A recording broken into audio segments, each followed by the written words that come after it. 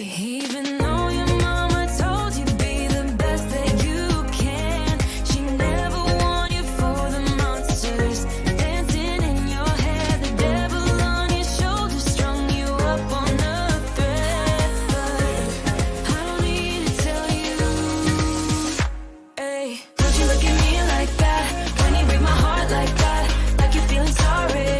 It's your own fault. Now toss the salt. Don't you look at me like that, walking out the door like that. You're not feeling sorry. It's your own fault. Now toss the salt.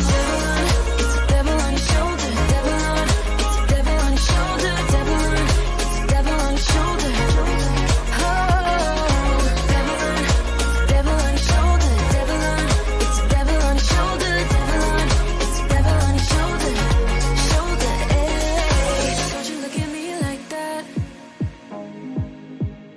ayy, like you're feeling sorry. Don't you look at me like that when you break my heart like that, like you're feeling sorry. Cause you're not feeling sorry. Hey, hey. Don't you look at me like that when you break my heart like that, like you're feeling sorry. It's your own fault. Now toss the salt. Don't you look at me like that, walking out the door like that. You're not feeling sorry. It's your own fault. Now toss the salt. Devil on, it's the devil on your shoulder. Devil on, it's the devil on your shoulder. Devil on, it's the devil on your shoulder. Oh, devil on, it's the devil on your shoulder. Devil on, it's the devil on your shoulder. Devil on, it's the devil on your shoulder. Shoulder, ayy.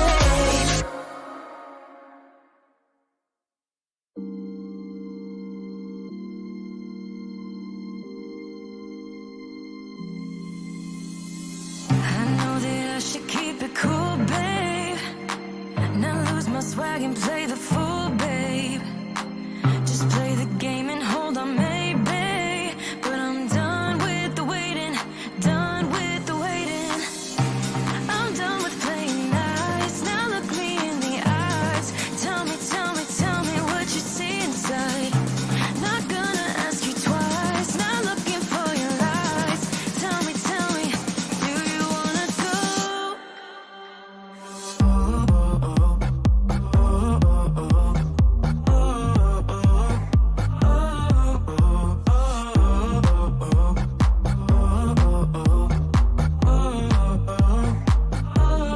Do you wanna go?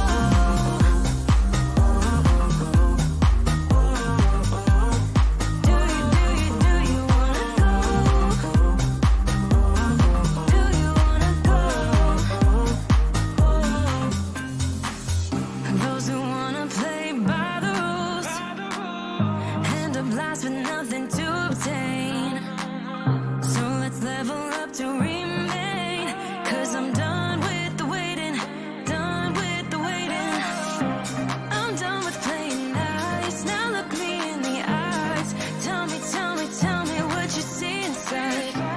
Not gonna ask you twice. Not looking for your lies. Tell me, do you wanna go? Do you wanna go? Do you wanna go?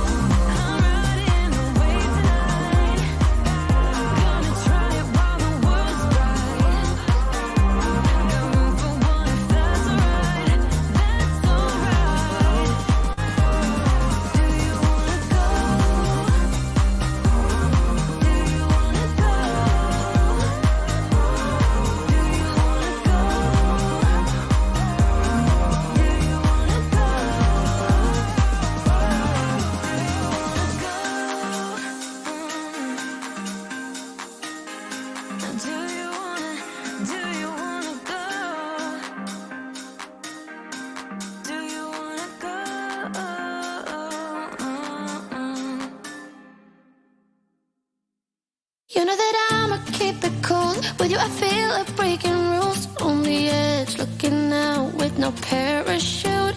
You know I'm dreaming about us two, playing around without a clue. On the edge, leaning out. With us it's all or nothing. Ooh, but guess I need more of you. With us it's all or nothing. But guess I need more of you. You say it during night, but in the morning you just leave. With us it's all or nothing. Ooh, but guess I need more of you. With us it's all or nothing. But guess I need more of you. You say it during night, but in the morning you just leave.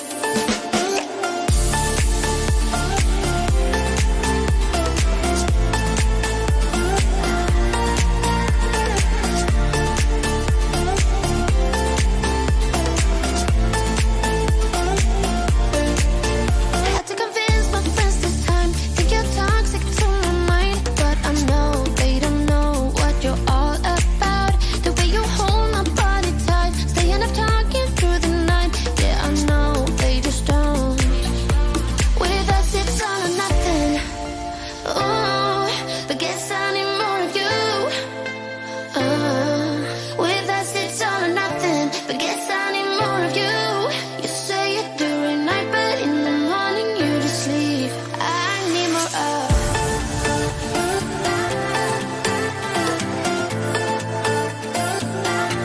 With us it's all or nothing.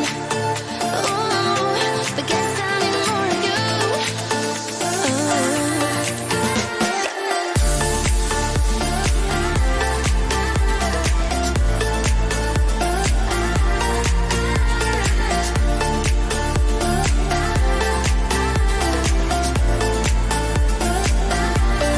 Why don't you stay? Why don't we talk about this? Why don't you stay? Why don't we talk about this? With us it's all or nothing. Ooh, but guess I need more of you. With us it's all or nothing. But guess I need more of you. You say it during night, but in the morning you just leave. With us it's all or nothing.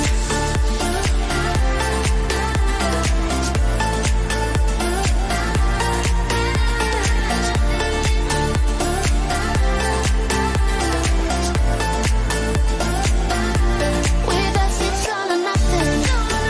Ooh, but guess I need more of you. With us it's all or nothing. But guess I need more of you. You say it during night, but in the morning you just leave. With us it's all or nothing.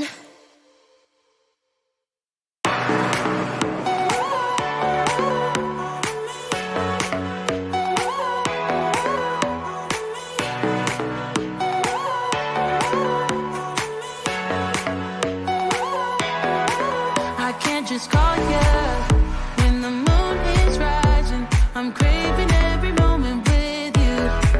I can't just need you when the tides are turning. I cherish every second with you. I've got to hold on to your heart every day of the week, every week of the year. I've got to rewind and restart till you get what you need, till you get all of me. Yeah, you get all of me, baby, I give you all of me. Please take what you want from me. Ooh, yeah, you get all of me, baby, I give you all of me. Please take what you want from me. Ooh, all of me.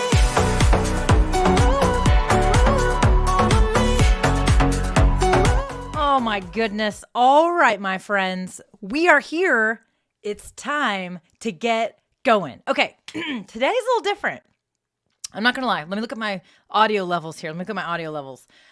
Give me some feedback, Mr. James Hicks, if you're still watching. My friend, oh my gosh, you guys. I don't know if you noticed, but the sound might be a little different. I got me a different mic. I got me a new mic. In fact, what's crazy, oh, come on, really? Like, really, YouTube? Block. We're blocking that guy. Yeah. Ooh, man. I do like how StreamYard lets me see those comments and I can block those crazy trolls right inside StreamYard. Peace out, whoever that was talking about craziness. All right, you guys. I have a few fun things today. Lauren's here. What is up, Lauren? Attitude of gratitude. She's back. Thank you so much for being back here. Definitely got to say shout out to Caleb and CK. Y'all were here last week. Definitely, we did some fun. Was that? No, that was on like a random stream. We were figuring out the buy me a coffee stuff, remember?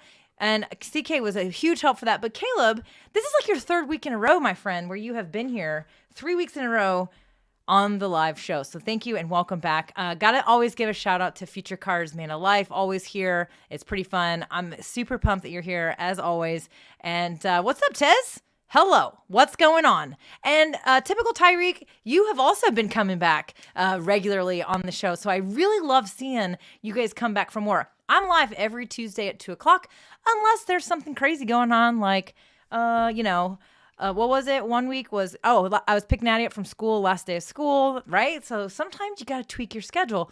And that's actually part of what we're going to talk about. I wanted to talk to you guys about today was we're going to talk a little bit about, hey, it's the unofficial start of summer. We just had Memorial Weekend last weekend. You know, everything changes. You can get kind of off balance. I've got a couple of friends in the business world who their kids are home full time, and it's a big adjustment for them. They have lots of kids. My kid's home. You saw her. She came down and showed her face there for a minute.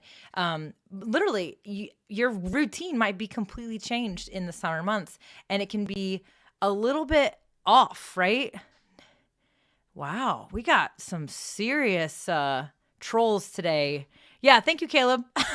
Wowzers, definitely some crazy trolls over in the world of YouTube. So hold on, let me take care of this. Let me fix that. My goodness. Wowzers. Okay. I think we're in good shape. Yeah. Okay. So multitasking. I'm checking. I think we're CK, like, right? Wow. Right? I know. Yeah. So holy moly.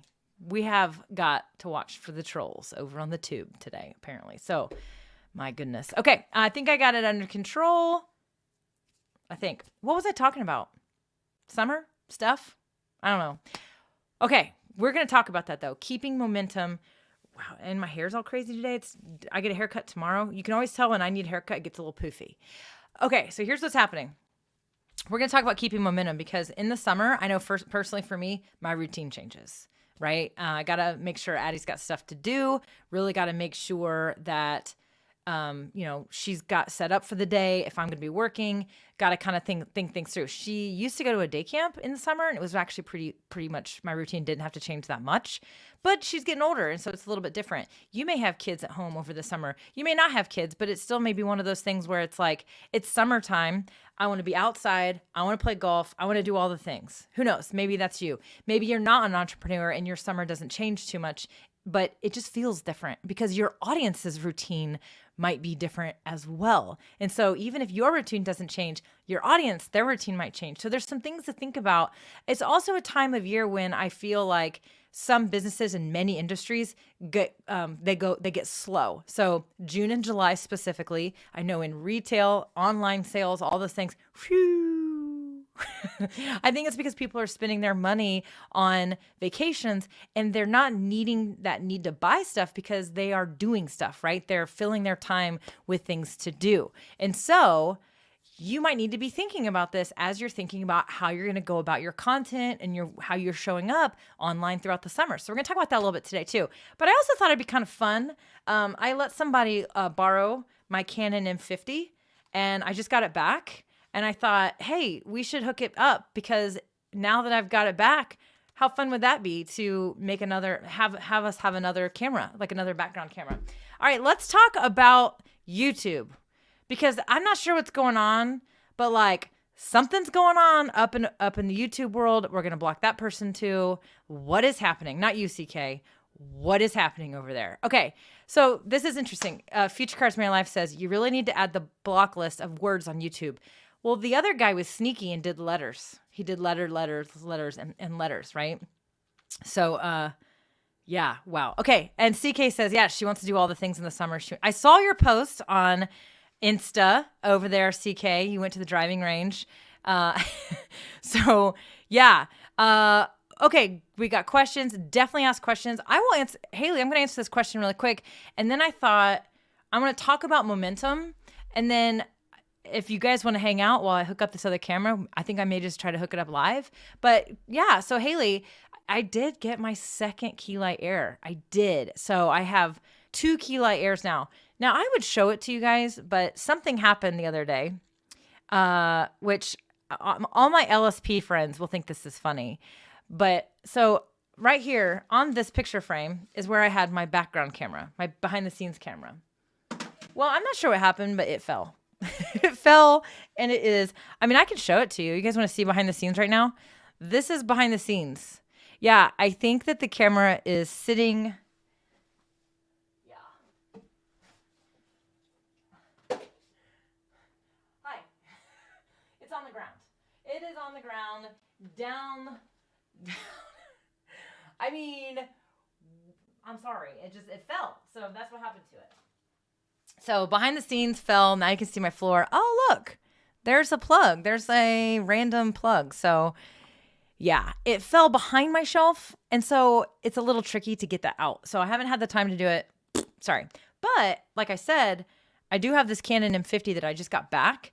And I thought, you know how many times we've all talked about getting a lava lamp cam? So I thought about setting this up, maybe up in here somewhere, pointing down. I don't know. So let's talk about some things. But then if you want to stick around, I'm going to set that up live. So we're definitely going to do that. Okay. All right. So maybe I do have 2 lights now. It's good to see what's behind the corner. You don't want to see what's behind there. All the cables, it's a cable mess. I mean, I got to be honest. It's a cable mess. Yeah. Future Cars Man Life says, this is the one thing I love about your stream, behind the scenes. We're going to fix it. I promise. We're going to get back to behind the scenes. It's going to happen. But I might be able to show you. Let me pull up. I don't think. Yeah, hold on. Let me see. Brio, are you going to talk to us today? Are you going to work? Yay, Brio's going to work. So here's the other camera I have. I have my Brio. So I want to show you. I have the 2 lights. All right, here's what we got. Key light number 1, key light number 2. And I have it currently reflecting off. So that one right there is actually up and reflecting at the ceiling and the wall, and it's pretty much almost like all the way up, meaning the brightness. And one of the things I love about these Elgato key light airs is, one, they're small. Like, no more big, huge ring lights standing on the floor. I just have these 2 simple. They have these. Oh God, you're gonna see it. All the cables. But see how simple they are? They just sit right there on the back of my desk. I do plan to eventually get the mounts that I think you can clip on to your desk, so that they take up even less space. But one of the things I liked about them was, one, that they take up less space. And these things get bright. Like this one over here is on like the lowest setting. It is seriously on the lowest setting. That one is a lot brighter because it's reflecting off. So yeah, I definitely love these things. James says, put the M50 on a slider. How you going to do that to me, my friend? Why you got to do that? I didn't think about that. I never thought about that. Why you got to do that? Why do you got to make me like... I literally almost messaged James this morning, and I almost said, it's weird. Like, I don't need to buy anything today. I don't need to or want to buy anything today. I think my next big purchase is going to be a 3rd monitor, but we'll see about that. Yeah. Oh, James got himself a slider this weekend. Hicks New Media. Go check him out over there. We're going to watch that slider. We're always upgrading. We're always adding. But start with what you have and add as you go. Okay, here's what we're going to do. We're going to talk about... we're going to talk about momentum, and organization is definitely a piece of that. If you want to stay organized in the summer, if you want to keep momentum throughout the low months, maybe when you take vacation time, or when your routine needs to change temporarily, or when your audience's routine might change, it can be a little bit hard to still feel connected to people. Literally, I have about half the amount of people. Now, there's a couple reasons for that. I have about half the amount of people tuned in live today than I normally do. But again, this is a common thing that I find in the summer. I find that things just change. Wow. Like, what is happening on YouTube, my friends? What is going on? And apparently all the trolls come out in the summer months. I don't know. So yeah, we got trolls. We got trolls. But I've seen this person post before. I've definitely seen this person comment, and I didn't think they were a troll before. So that last one, whatever. I don't know. Okay. I already foresee it. A future stream coming up about dealing with trolls and how they distract you. Okay, so let's talk about this. We're going to talk today about keeping momentum. Feel free to ask questions, but here are some things that I do. Here's the things that I've worked with others and helped them do as well. But here's the deal. So whether you are doing live broadcasting, whether you have a podcast, any of the things, creating a blog, even if just writing blog posts, right?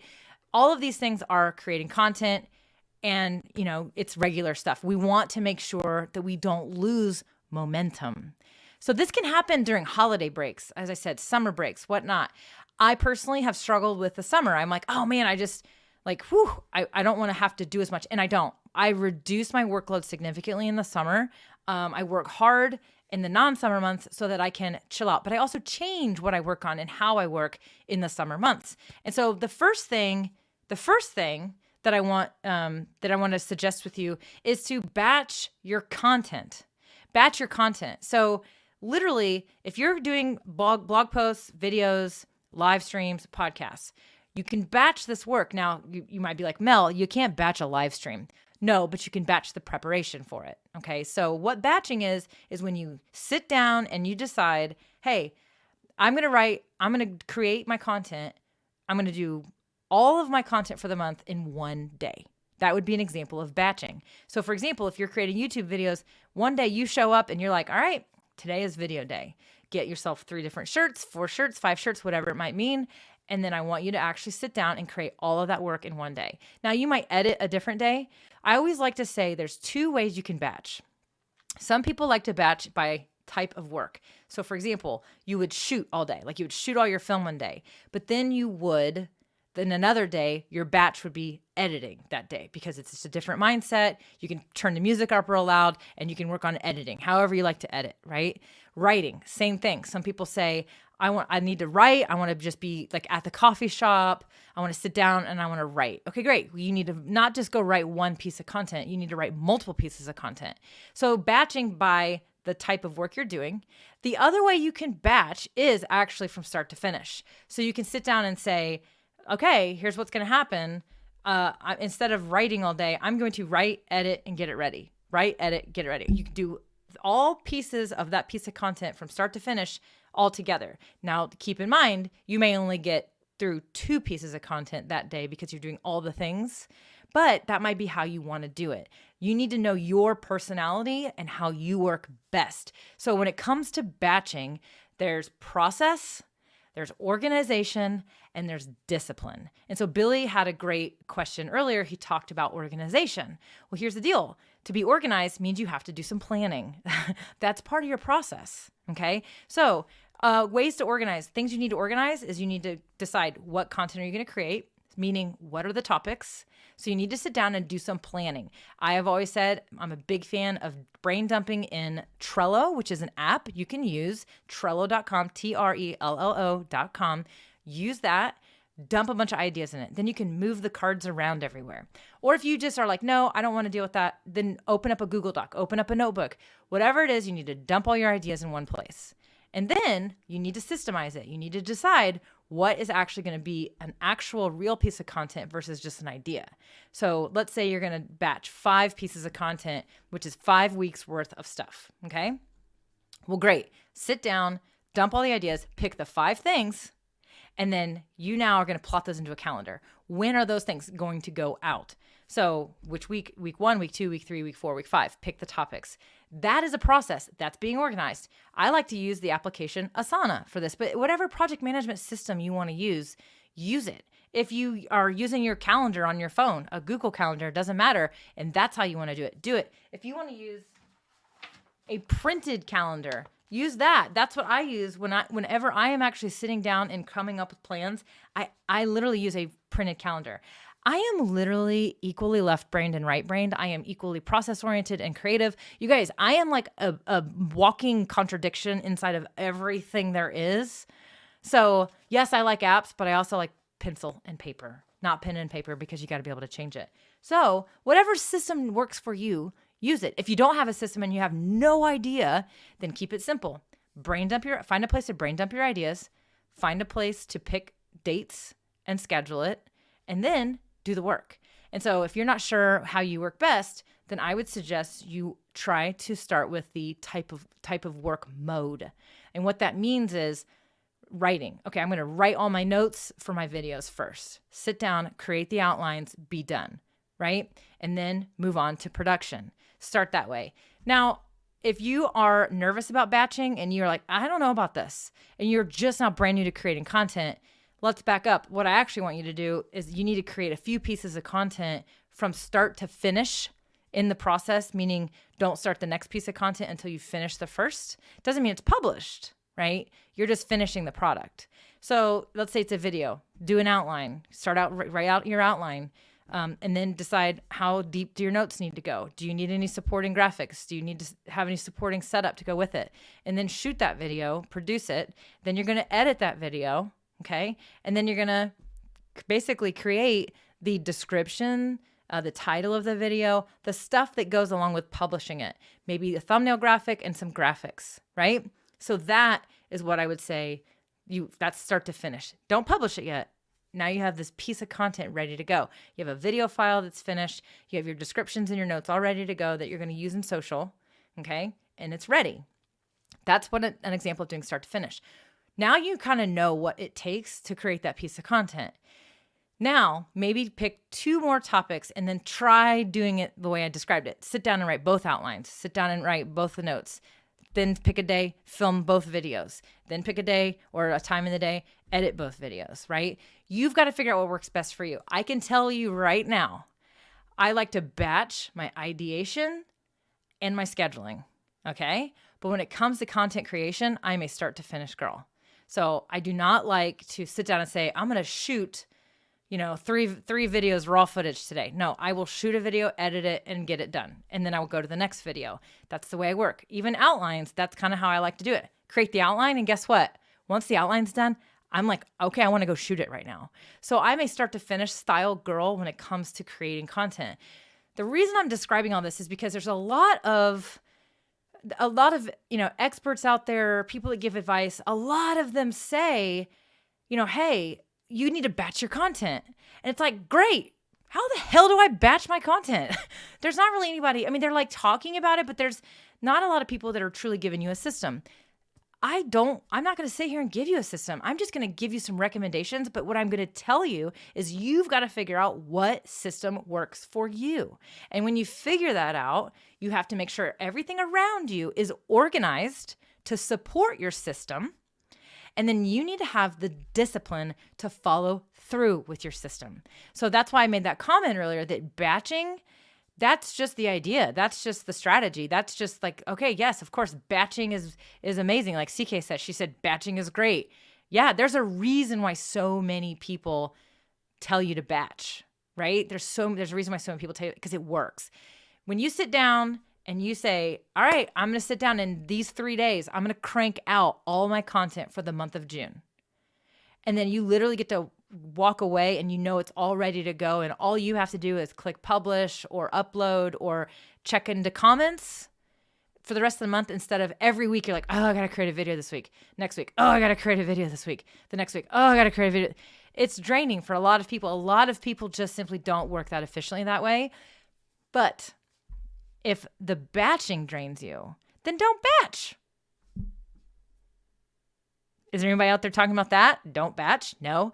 What's my point again? Let me reel it back in. I'm in fishing mode, you guys. It's summer. I actually was working on my rods yesterday, and I cannot wait to get out and go fishing. So let's reel it back in. All right.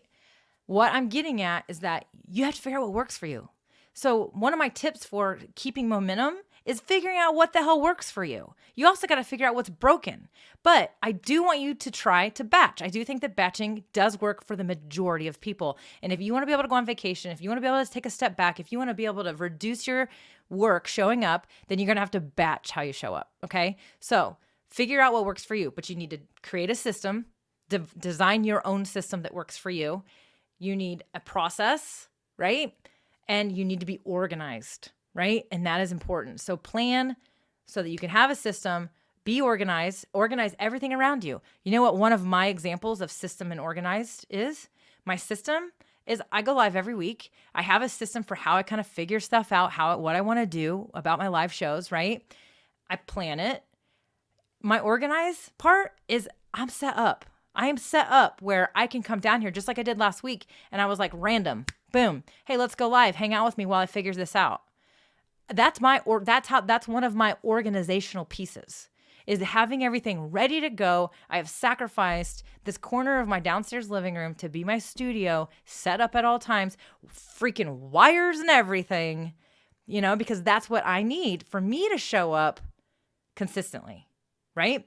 And so that's part of my system and organization. This is how I'm organized. I'm organized in that everything's plugged in. I literally come down here, I turn the lights on, and I open up StreamYard, and I'm ready to go live. I don't have to do hardly anything. Everything's already set up. But that took time for me to figure that out. So that's an example of me. If I had to sit there and get the camera out, hook it up, pull the lights out of the closet, set this up, plug this in, change that, test this, make sure the sound's okay, make sure. I don't do that. If I had to do that every time, there's no way. I wouldn't create as much content. I guarantee it. So I've batched the process, but the way I show up is live. Now, let's go back, because I said, hey, if you're doing podcasts, if you're doing blogs, videos, whatever, this process I just explained to you can work. You figure out how to batch. But what people always ask me, Melanie, how do I keep showing up live every week? That you can't batch live video. You are right. You cannot batch live video, meaning clicking live, being live. You can't batch that. You can't sit there.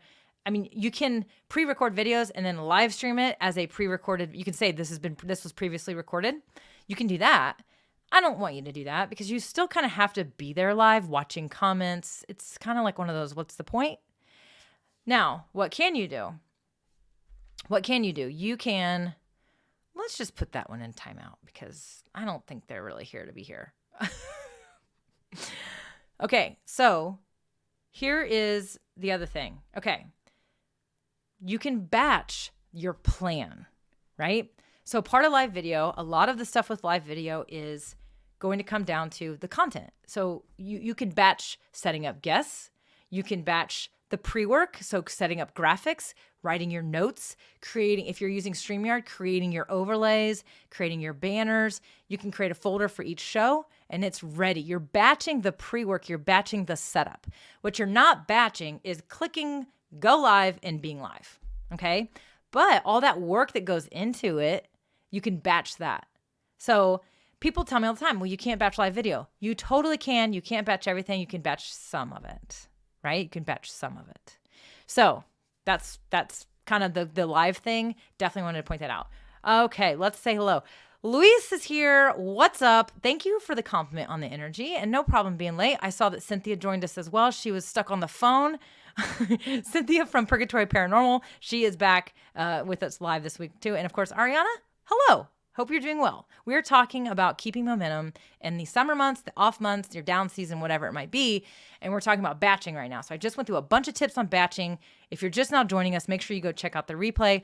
We are also dealing with some trolls today. We have got a lot of trolls on YouTube today. So I apologize if I'm not able to get to that comment right before. If it sits there, if something says turd for a while before, I can delete it. I'm so sorry. But Typical Tyreek says, I don't know if you'd have an answer for this, but how can I add an automatic profanity censor sound effect without manually touching it? Automatic profanity censor sound effect without manually touching it. Automatic profanity censor sound effect. I have no idea. I wish I knew what you were talking about, but I have no idea. I have no idea, Typical Tyreek.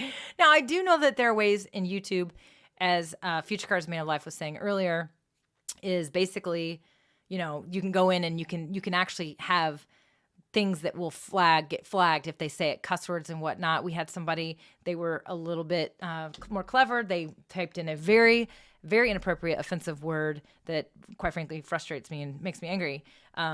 But he typed it in letters. Each comment was a letter. So I wouldn't have been able to block that one, unfortunately.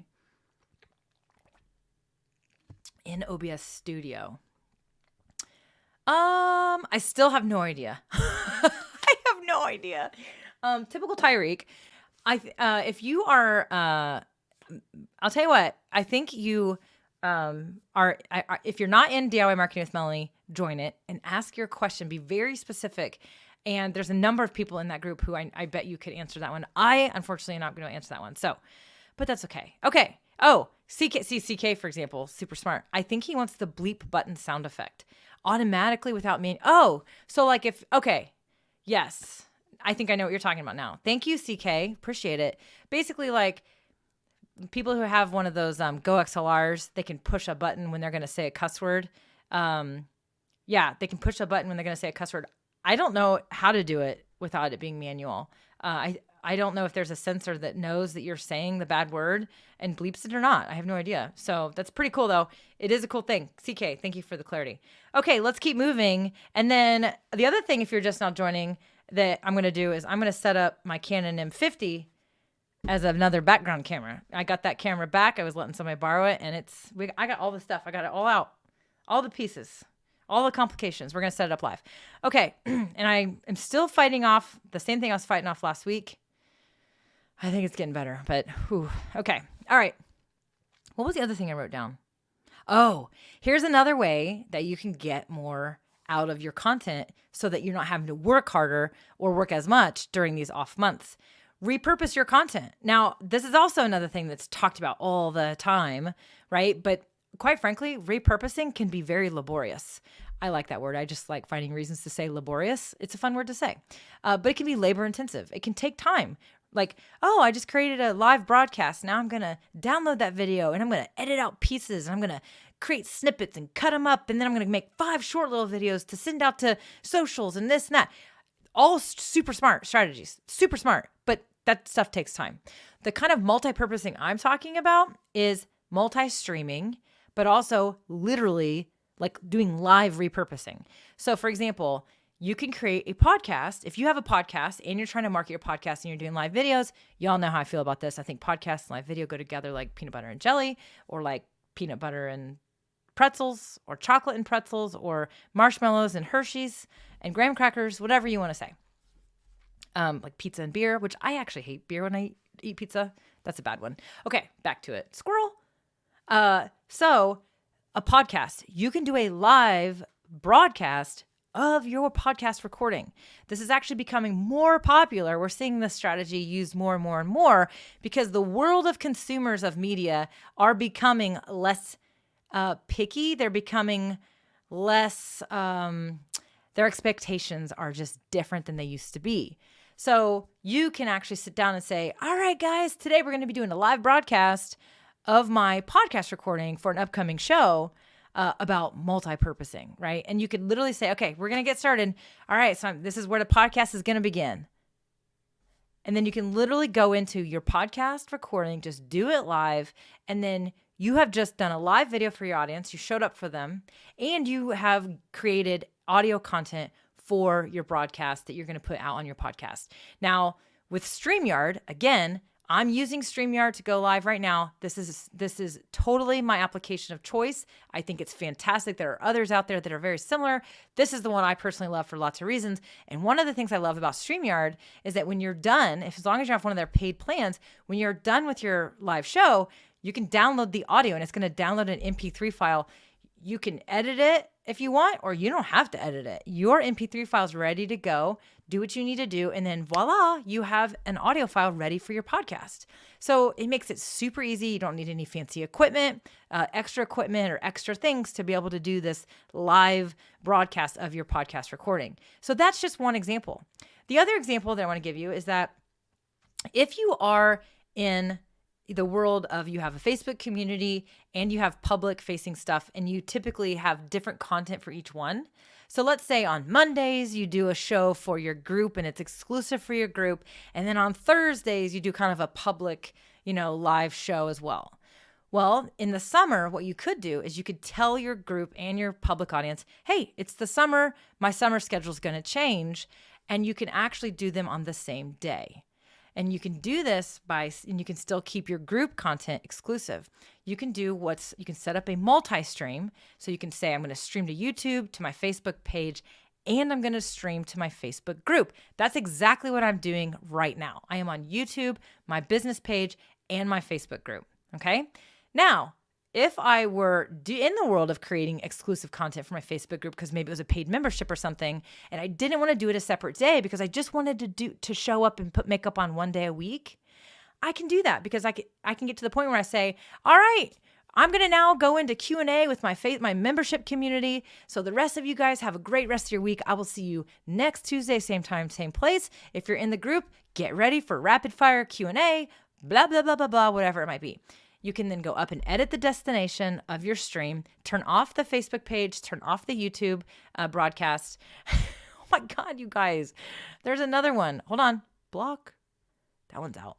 And then you are just doing it right here in one fell swoop. You just keep going for your group. That stream will continue, or your group, or whatever it is, whether it's free or not, and you're done. So instead of setting up twice, showing up on 2 different days, right? You're setting up once, you're showing up once, and boom, you're done, right? And so that's another way you can kind of lean out your work a little bit for these down months or the summer months. Now, obviously, that's a schedule change, right? I just talked about you were going live in your group on Monday, and then you were going live publicly on Thursday. Well, that's a little bit of a schedule change, right? No big deal. All you got to do is announce it ahead of time, give your audience plenty of notice, and then you can do this. You can actually get away with it. You're not getting away with anything. You know what I mean? Your audience is going to be understanding, because it goes back to what I said. Your down months may be down months for your audience as well. I don't find that people are as active on social in the summer as they are during the winter or colder months, or when they're bored or they don't have anything to do. People tend to do more, and they have more to occupy themselves. And so you might find that your viewership goes down, your audience might go down a little bit. They're going to be understanding and they're going to be okay with it. Now, that's one way to do it. So you're reducing a little bit there. So I have one more way I want to share with you about how you can keep momentum, not have to keep up the same work schedule and all that stuff when it comes to, the summer. But first, let's just check out, the trolls are out today. Like, whoa, I don't know what's going on. What's up, John Pullen? Welcome to the stream.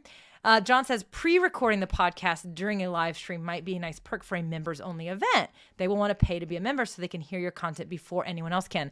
Honestly, this is a great example. You could do exactly what John just said and combine it. So when I talked about earlier, one of the tips I gave earlier was, if you have a podcast and you're trying to show up on social, actually record your podcast while you're live so that you're not doing 2 different things, right? And so what I'm pointing out is that record your podcast live on the show, but then you could use that tactic I just gave, and you could say, all right, we're done with that live recording, and take a couple questions like from the public multi-stream, and then say, now I'm going to go into some exclusive Q&A about today's podcast that I just recorded with my members only group. And then you turn off the streams to YouTube and your Facebook page, and then you maintain inside of your Facebook group. So you're kind of combining those things right there. So awesome tip. Let's see here. What's up, Tish? How is it going? I'm not a troll. No, I know you're not a troll. I've seen you before, but welcome to the stream. You guys, we got trolls today. My goodness. I'm so sorry for the trolls that are happening today. All right. So Luis says, doesn't it cause confusion when you screen share and the audio podcast doesn't explain that or describes what you're showing in order for folks to know what you're talking about? Okay. This is a great question. And here's what I have to say about this. Not every live broadcast can or should be a podcast. Meaning, if I'm doing a Canva tutorial for you guys and it's like step-by-step, click, click, click, that's probably not going to be a very good experience for your podcast listeners. However, I could create a pre-tutorial recording and I could talk about, hey, here are five things you should use Canva for to support your live streams, to create graphics for your live streams. Number 1, number 2, number 3, and go through them like a podcast, and then go into demo mode. Before demo mode, your podcast recording is over. It's still a valuable podcast. It's just you're not doing the tutorial part. Then go into tutorial, right? And then here's what you can do. When you when you actually go back and you take that piece, that first segment I just talked about for the podcast episode, take that segment, right? And then I always recommend this too, by the way, when you create your intro for your podcast, say, hey, this was recorded live. I did a live stream. I did a live recording of this broadcast. By the way, if you want to get access to this content before I put it on the podcast, make sure you go subscribe to blah, blah, blah, name your social channels or join your group, whatever. Say that, but then also say, talk about the 5 tips. And then at the end, when you do your outro, you could say, hopefully you found these ideas for your live broadcasts, how you can create these graphics using Canva as really helpful and inspiring. I actually also did a tutorial and showed click by click how to create these graphics on my show as well. So make sure I'll put a link in my podcast show notes where you can go watch that tutorial that I did. Boom. Do you see what I just did there? You not only recorded a podcast and did a live stream broadcast for your audience, you did a tutorial video, and you are now driving traffic back and forth. You're driving traffic from your podcast to where you did the video. So Luis, you're absolutely right. It does cause confusion. If you were to use the tutorial part in the podcast episode, I would recommend you not do that. So again, you have to be mindful about the content that you are creating. So pick the ideas, pick the content that works for the dual purpose. And then maybe some of the other pieces, they're just not part of the podcast episode. So I hope that helps. That's a great point. It's a great question. And I'm really glad that you asked it.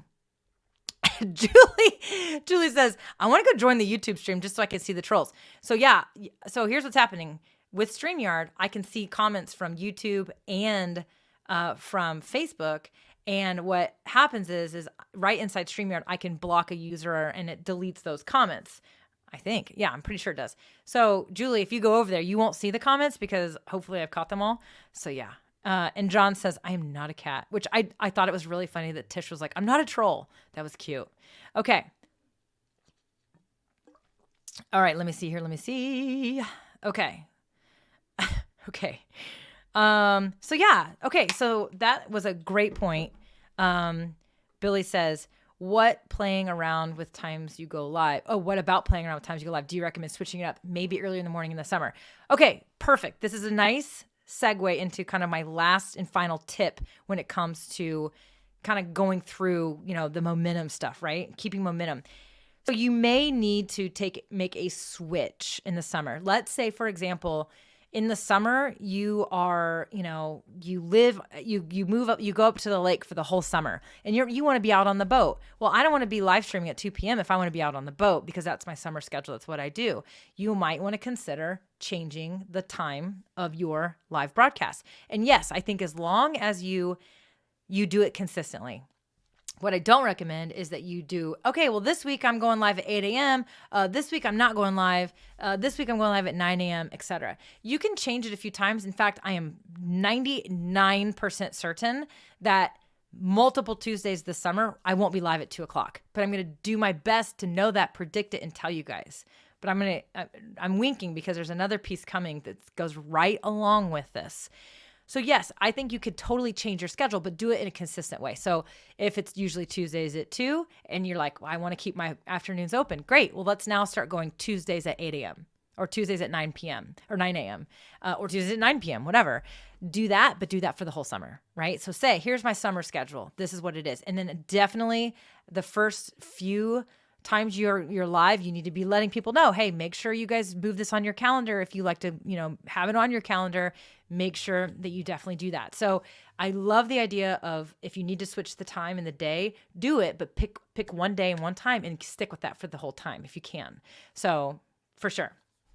Okay. Now the other thing with this that I want to say is that now this isn't going to work for all of you, but it might work for some of you. And I hope it does. I want you to bring your lifestyle into your live stream. All right. So we're talking summer stuff, right? We're talking summer stuff. Yes. Katie says consistency is key. Totally agree. Yes. I will tell you that if you change your schedule, you will be fine, but keep that consistent and then go back to your other consistent one, right? So John says, I don't have that exciting of a life, so my normal schedule is okay. But John, you also go live pretty randomly too. You do lots of random stuff. I think I saw you post that you're like, hey, I got I had a random idea and I go live.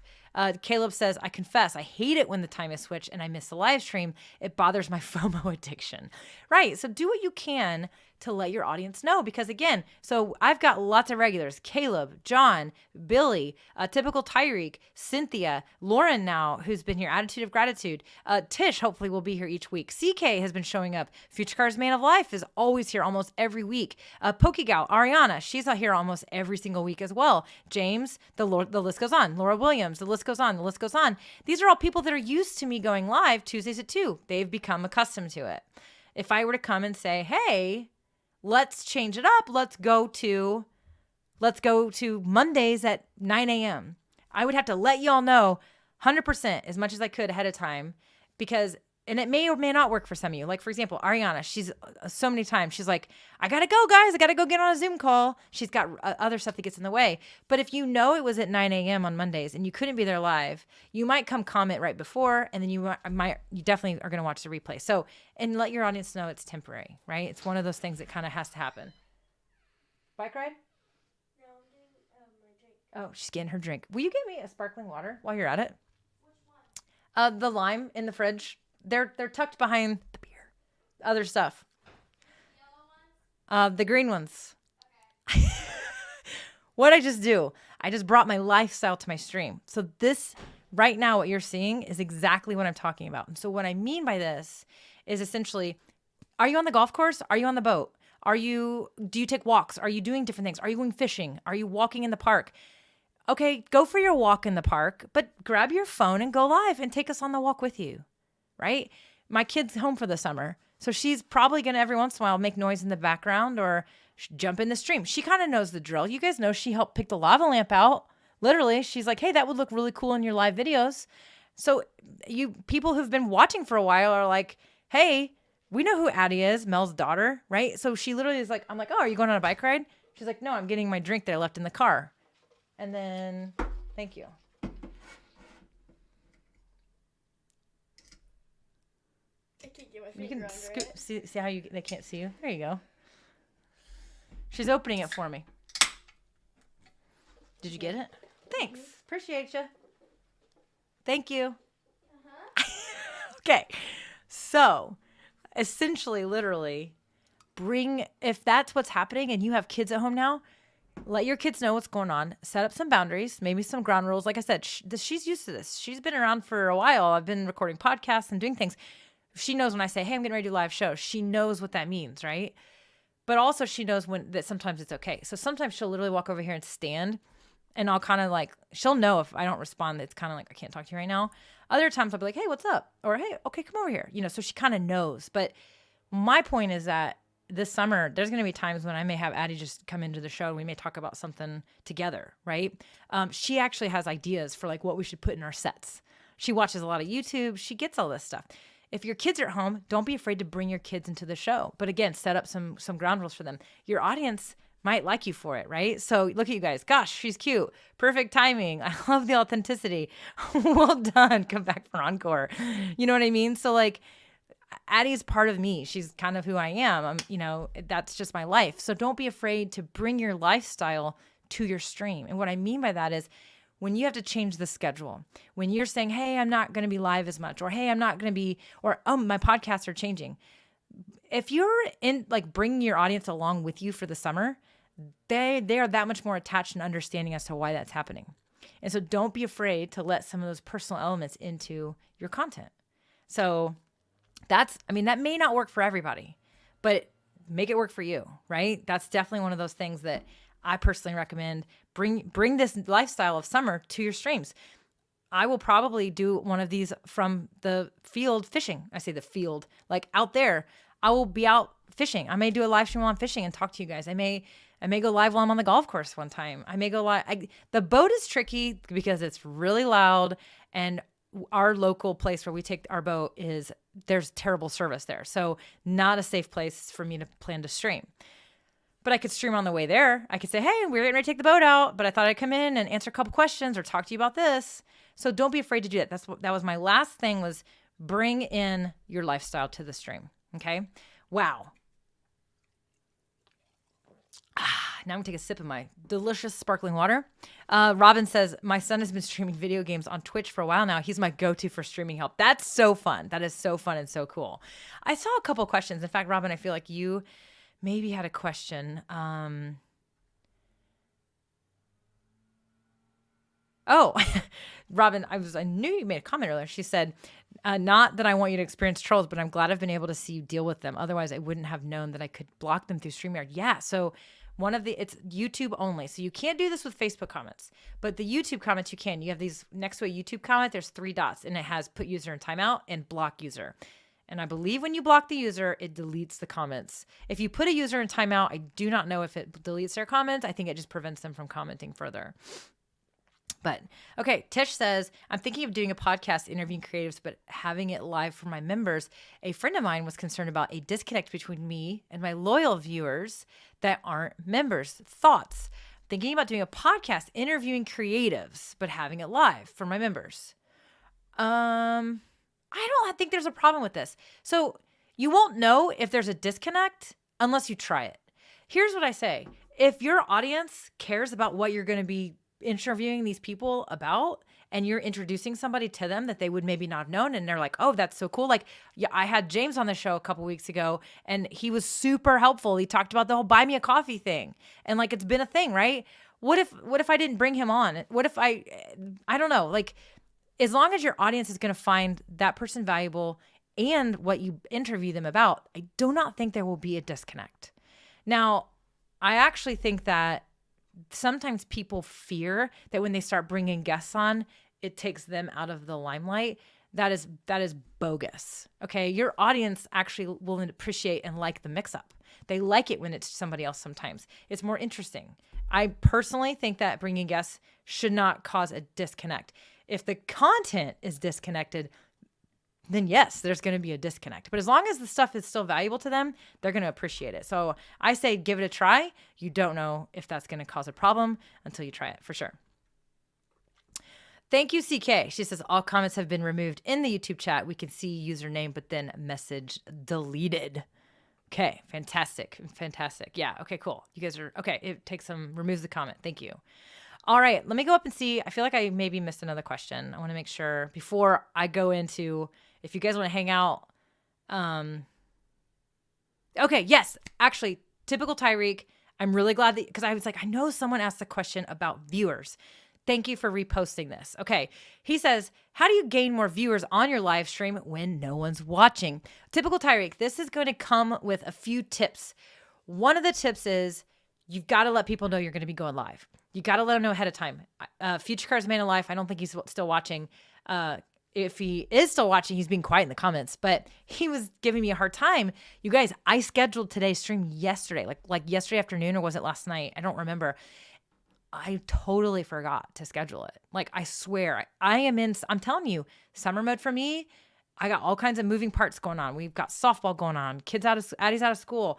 We're all over the place. I totally spaced it. And literally yesterday I was like, oh my God, it's Monday. Oh my God, my show's tomorrow. And I did not schedule my stream. I will tell you, my viewership, my live viewers, was not the number that it normally is when I got started. It's probably because I didn't get that thing scheduled and put it out there early enough. So step number 1, make sure you let people know you're going to be going live. Okay. Make sure people know you're going to be going live. You can do that by scheduling your stream. So if you're using StreamYard or any of these apps, you can schedule the stream ahead of time. It's going to create a thumbnail. It's going to say, typical Tyreek plans to go live on Friday at 5 p.m. When you do that, they can select get notified or whatever they want to do, which will ping them. That's going to help your live viewership. Now, if you're already live and nobody's there watching, this is something that you may have to be patient with. It does take time to build up your live audience. And so you don't have to have a huge list. You don't have to have thousands of followers to get people to tune in live. You need to make sure people know you're going live. Tell them what you're going to go live about. Okay. Give them a reason to show up live. So, and the other thing I'll tell you is consistency. We talked about it earlier. Katie reiterated it. Consistency. When you start showing up live the same day and the same time each week, like I did last fall, like September, no, maybe it was like November. And I think about it, it was when I started. All of a sudden, people know. They tune in Tuesdays at 2, Tuesdays at 2. They know it. when you're consistent, people will start to get used to it. The other thing is be consistent and show up regularly. Don't go once a month. That's not enough.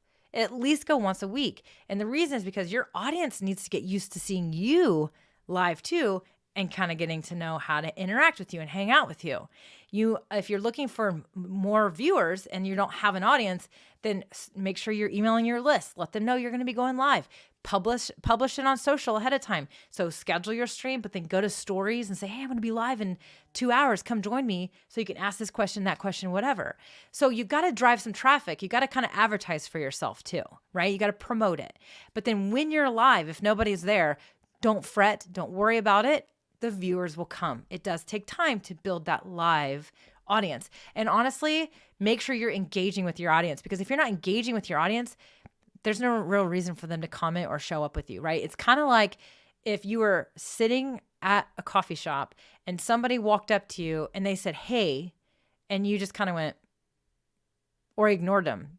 That's how it is on your live streams if you don't engage with your audience. And so they're not going to want to talk to you. They're not going to come back, right? They're not going to walk up to you and say hi the next time. So make sure you're creating engaging content and that you are actually engaging with them. So thank you for reposting that question. I definitely remembered it and I definitely lost it. So, okay, let me see how y'all are doing.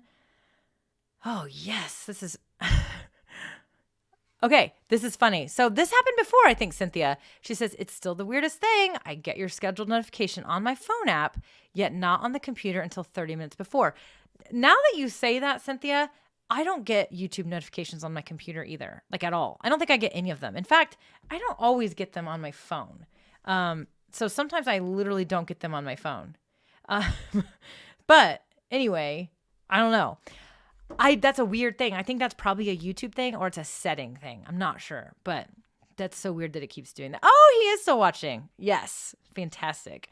Okay. Oh, Meg is here. What's up, Meg? She said she's on a client call. She's going to have to get the replay. Fantastic. So, and that's the other thing is people aren't, if you're like, I went live and no one showed up live, I don't know what to do. Well, it may take some time for people to show up to your stream. For me, I find after about 20 minutes that all of a sudden things start happening. And at the 30-minute mark is when all of a sudden I feel like I have my most engaged audience. And so you definitely need to be prepared to go live and have some length to your lives to give people time to show up. And you'll see that some people will start showing up even later in the latter part of your live. And you just have to kind of say, no problem, Meg, you're doing great. Definitely check the replay. I gave lots of tips on keeping momentum in the summer. And then, you can just let them know to watch the replay, right? Okay. So let me look. Whoops.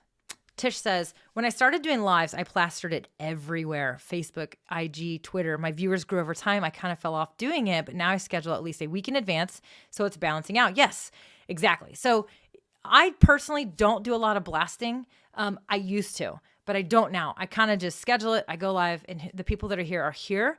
Now, if I'm in promotion mode or launch mode, or there's something specific and it's a really important thing that I want people to know about, I probably am going to do a little bit more promotion before the stream to get people to show up live. But yes, love it. Love that point.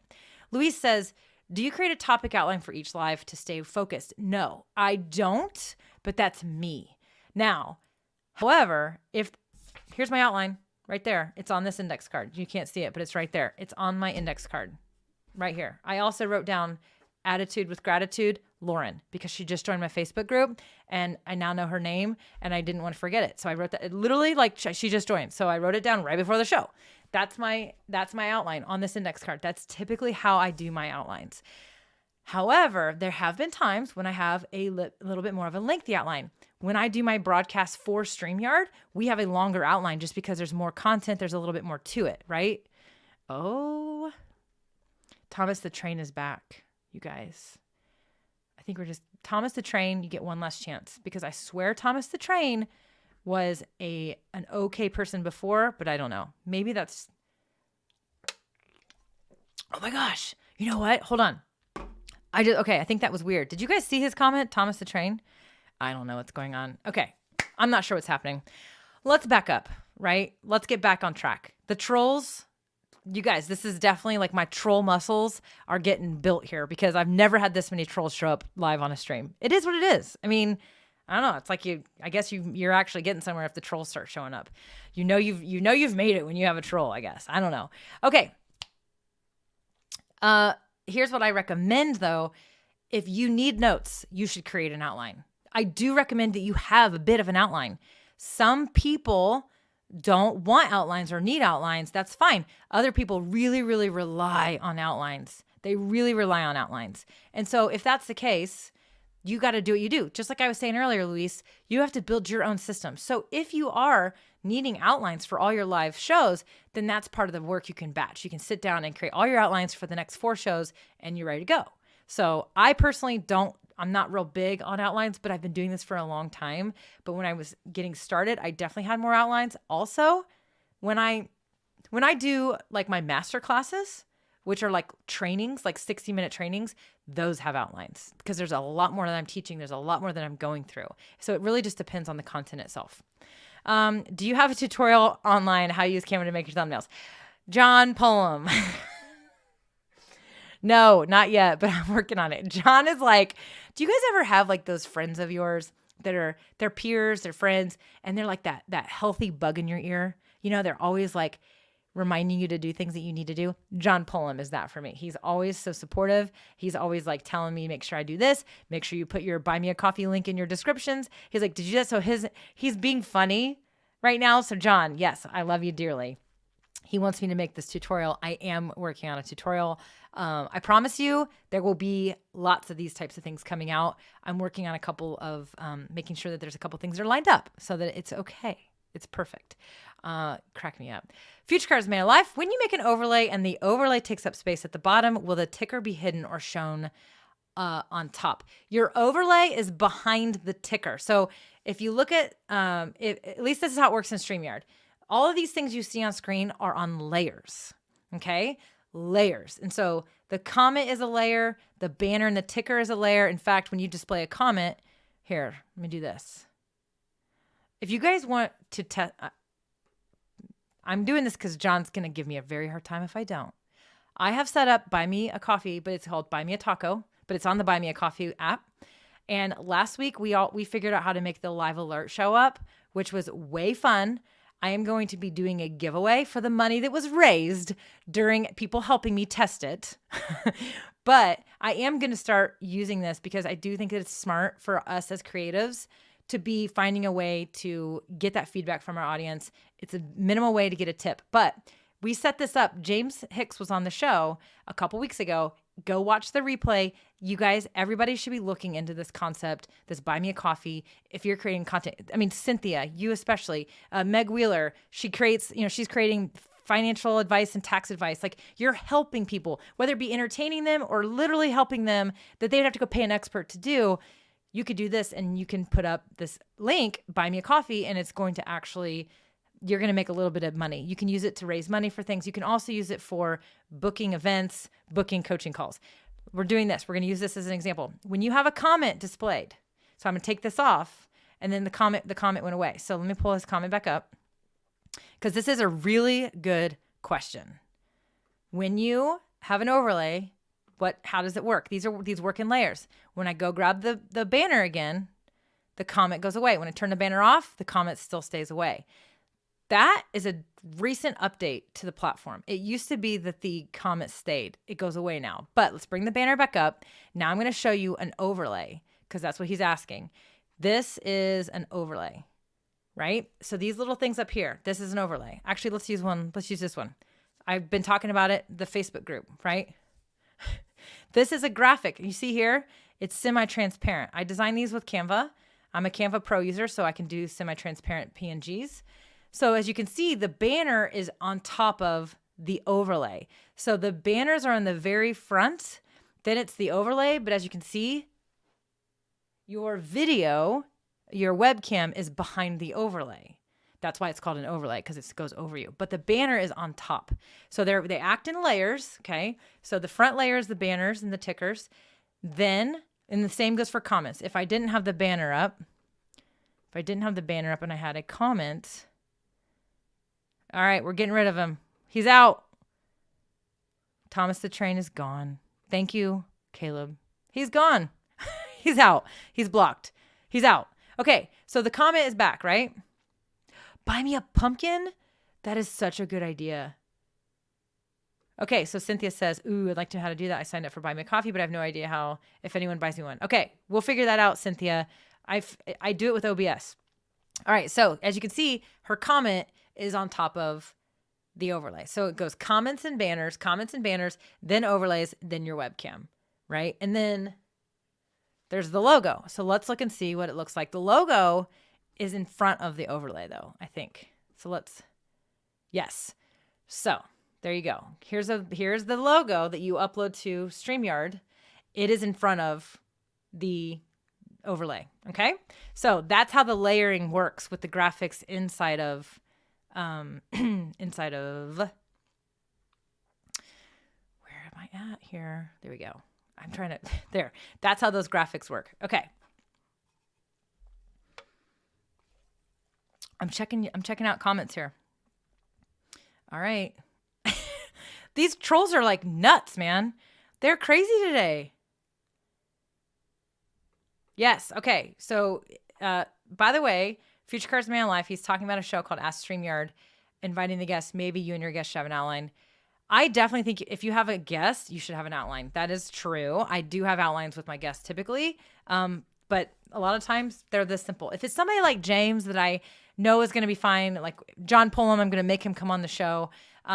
Those outlines are probably going to be simpler, but other outlines, if I'm bringing somebody on that's never been on my show before, I'm either going to ask them to send me an outline of what they're going to talk about, or I'm going to basically say, here are the questions I'll ask you. Here's how my show goes, et cetera, et cetera. That helps you stay on track, but also helps them stay on track too. Because a lot of times our guests can actually throw our shows off a little bit. There it is. Louise says, I have Buy Me a Pumpkin.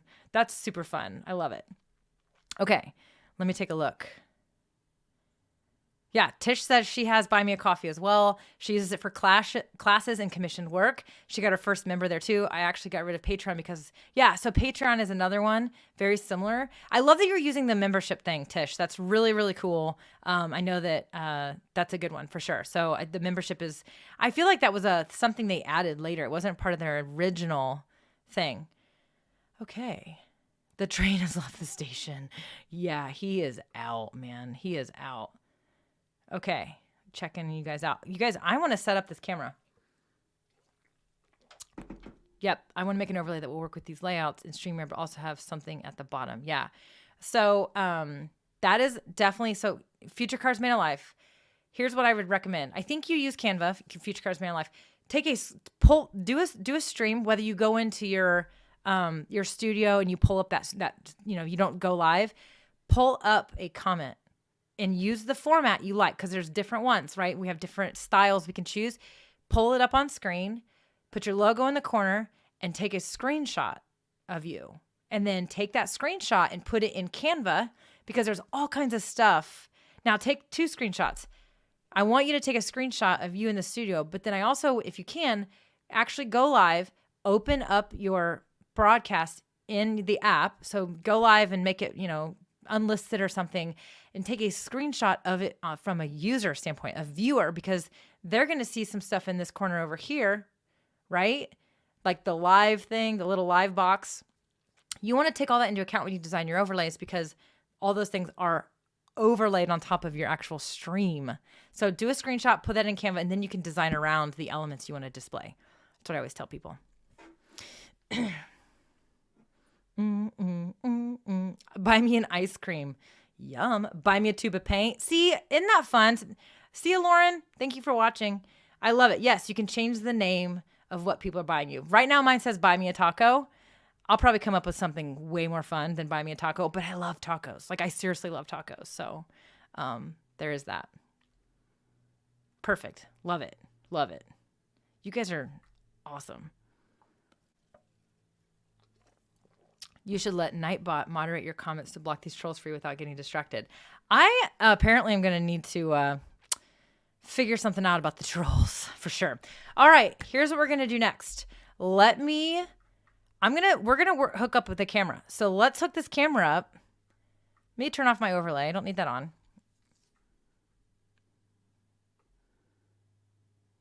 Oh yeah, we're getting scrappy. So here's what we got.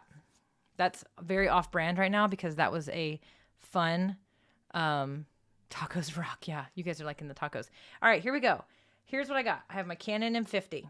All right, Canon M50. There it is. Now, this is the original Canon M50. This is not the Mark II.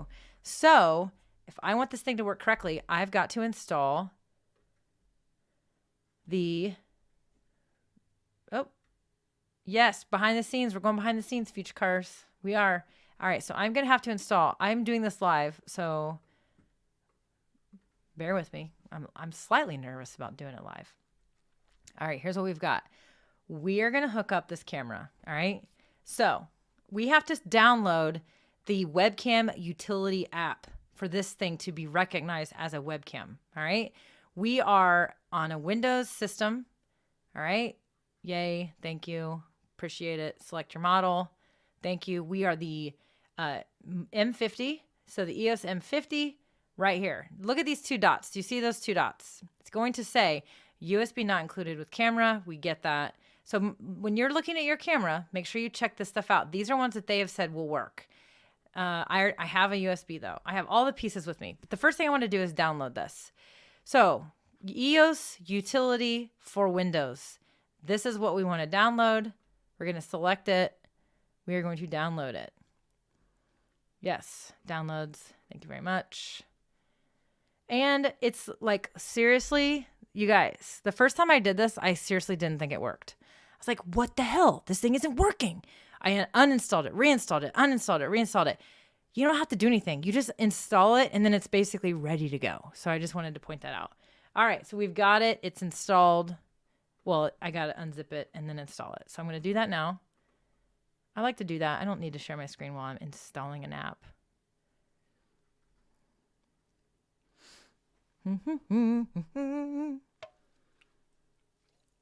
Extracting files. Okay. It's asking me where I'm located. USA. Yes. English. Close any other open applications and click OK. We're going to try it. Oh my gosh, this is totally different than it used to be. It was so simple last time. I can't really share my screen. Yes. Okay, it's installing. It's installing. If I lose you, I'll be back. That's the beauty of StreamYard.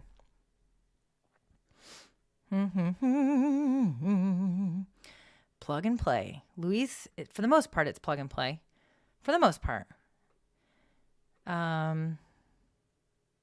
Okay, Tish. She says, what are you routing your USB cams through? I forget. I'm wanting to set up 3 webcams, but what does OI mean? My computer hates me. OI, sorry. I literally thought it was an acronym. My computer hates me. Well, I hope your computer doesn't hate you.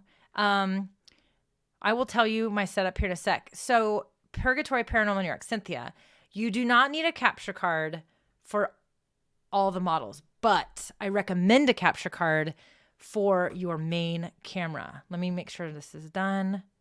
Okay, it says it was done, so I'm saying finish. It literally put the thing on the other screen, so I wasn't gonna be able to share it with you. Okay, so here's the deal. Capture cards stuff. This is the way this works. I'm gonna take this down because it's too much branding. How's that? That's better. Let's make that black. Oh, it just went to purple.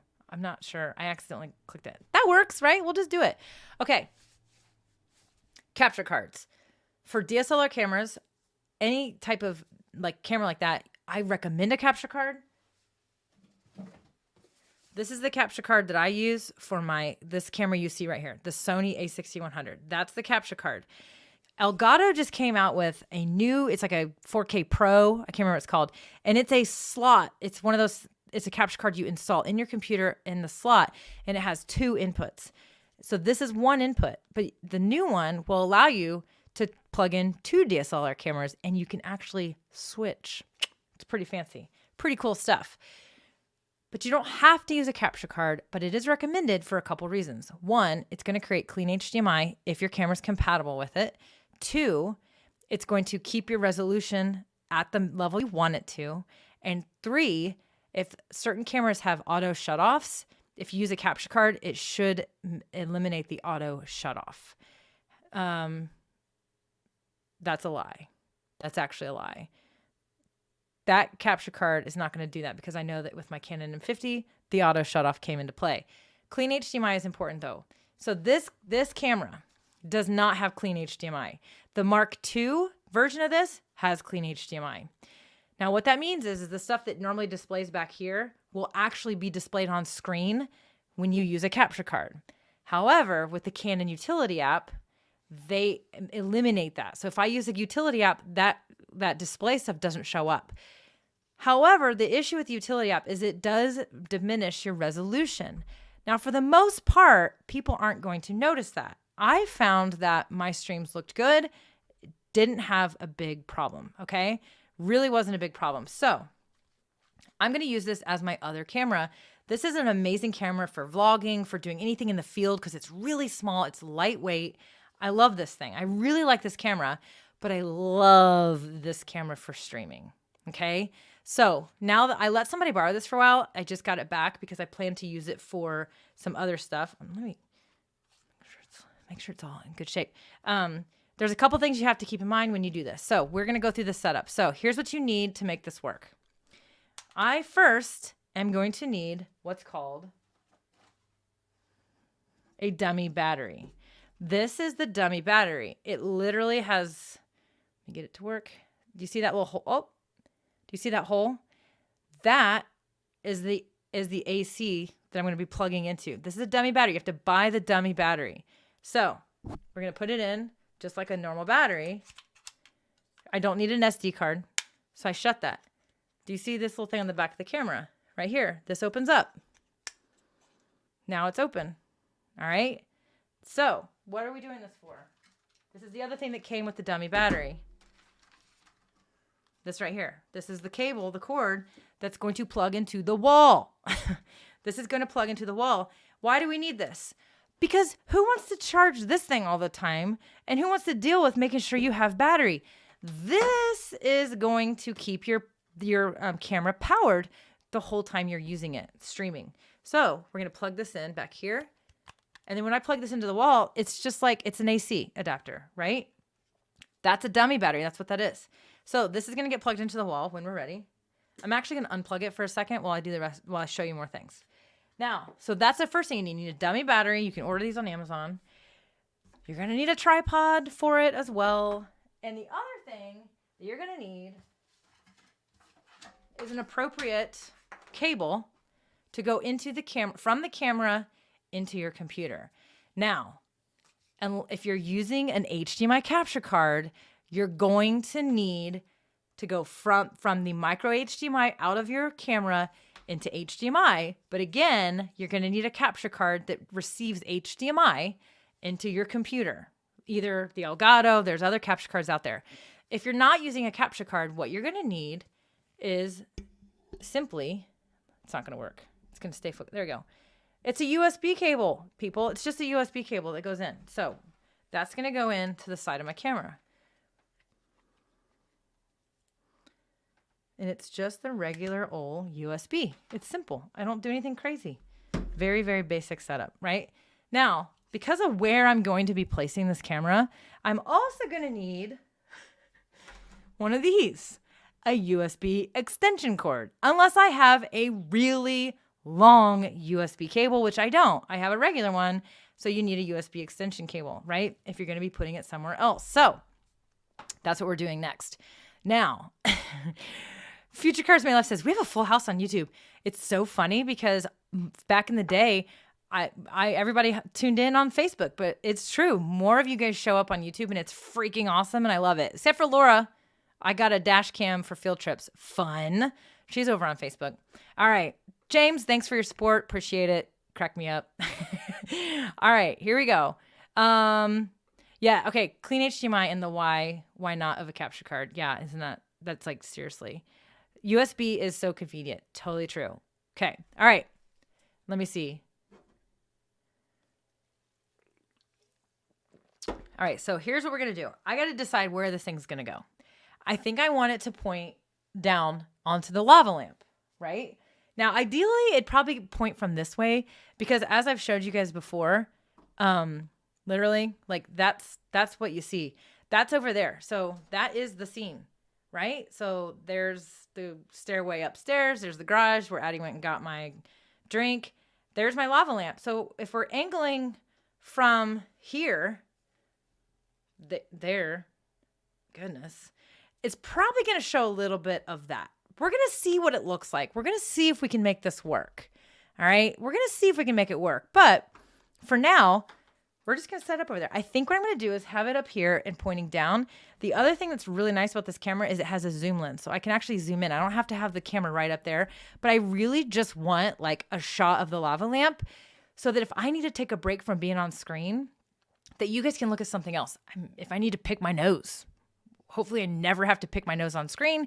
If I need to mute my mic, blow my nose, do something, I still want you to be able to have something on screen. And so that's kind of why I like the idea of pointing it down over there so that we're not, I can have that. It's just fun, right? You guys love my lava lamp. All right, so let me get all these cables. I hope this works. I hope I don't have to restart my computer to get it. I bet you I will. Hold on. Let me just go over here to, I bet you it's going to be funky on me. And if I have to restart my computer, the fun, awesome thing about StreamYard, you guys, is seriously that I can actually keep the stream going. I can restart my computer. I've done it before. I can restart my computer and I can come back and you guys will still be here and I'll still be here. Tish says, I don't have the money for an expensive camera, so webcams are where I'm at for now, which is great. Tish, that's totally what you should be. That's where I started.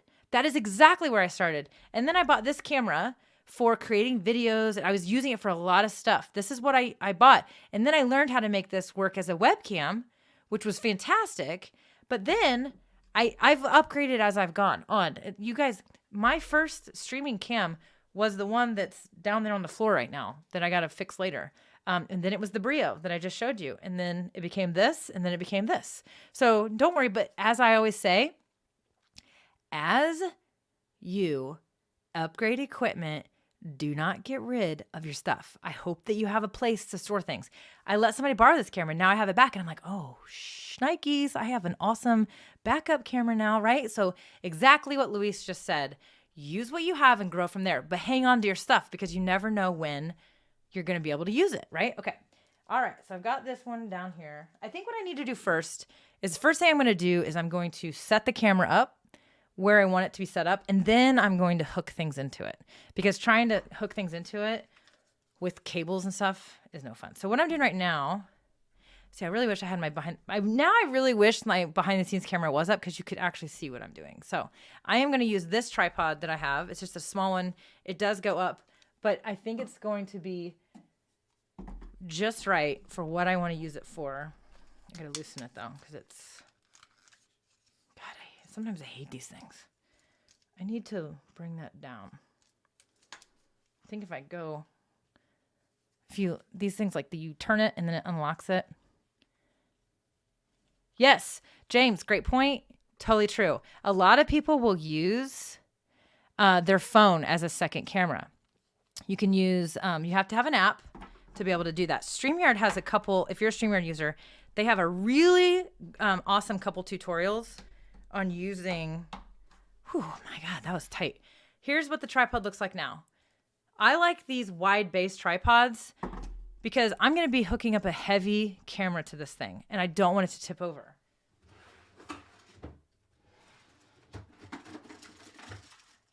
So I have this thing too. You see these on the market all the time. This thing is a piece of crap. You know what this is good for? This is good for a really lightweight webcam and that's about it.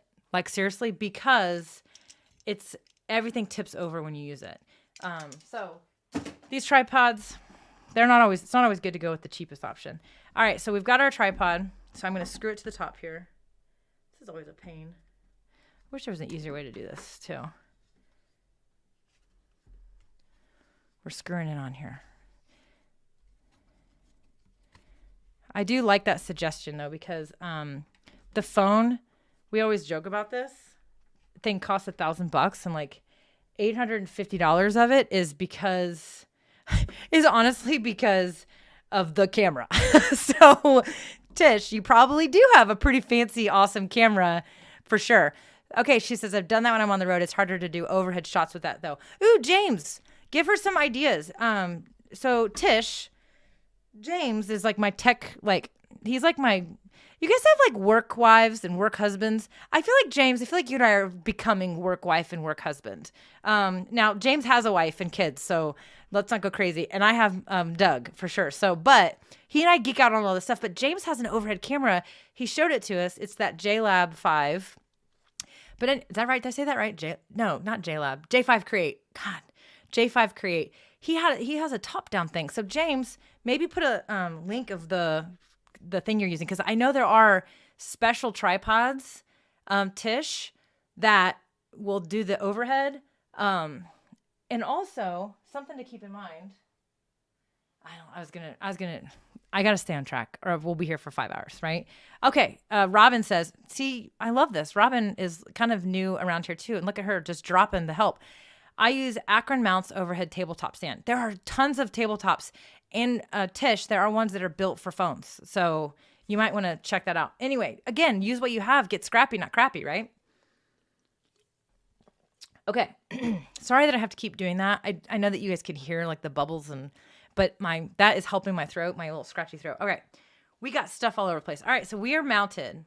Okay. We're mounted. Now, again, when you're doing a DSLR mount, you have to make sure you have the right kind of tripod because the DSLR is heavier and it can tip over. Okay. So we want to be very careful about how we do that. We want to make sure it's tight enough. We're good.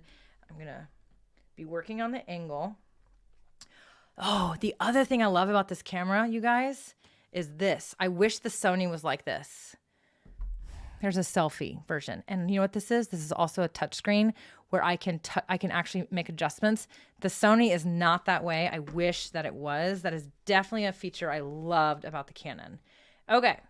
So I'm going to, because I'm going to be hooking the camera up over here, I'm going to plug it in over there. So I have a ton of stuff plugged in over here. You guys, I actually am a little bit worried that I'm going to run out of power one day. I have so many things plugged in.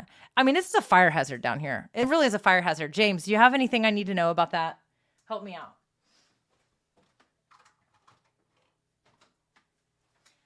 Okay, the other thing you might consider when it comes to setting up your stuff is to use, if you have a room where you flip a switch and it turns one of your outlets on, you might want to consider all your studio setup, put it into a power strip that's plugged into that one so that when you come in, you basically flip the switch and it's like studio is on. Because all this stuff takes energy. You're paying for the electric bill and your camera will be on. Like if it's just plugged in and you forget to turn it off. But when you flip that switch, it shuts everything down. You can also use smart devices to do this as well. I like doing that. So I plugged it in. Now for today and time's sake of this stream, normally I would route my power behind, but just for the setup to get going, I'm just going to keep it up front. So I'm going to go ahead and plug this in.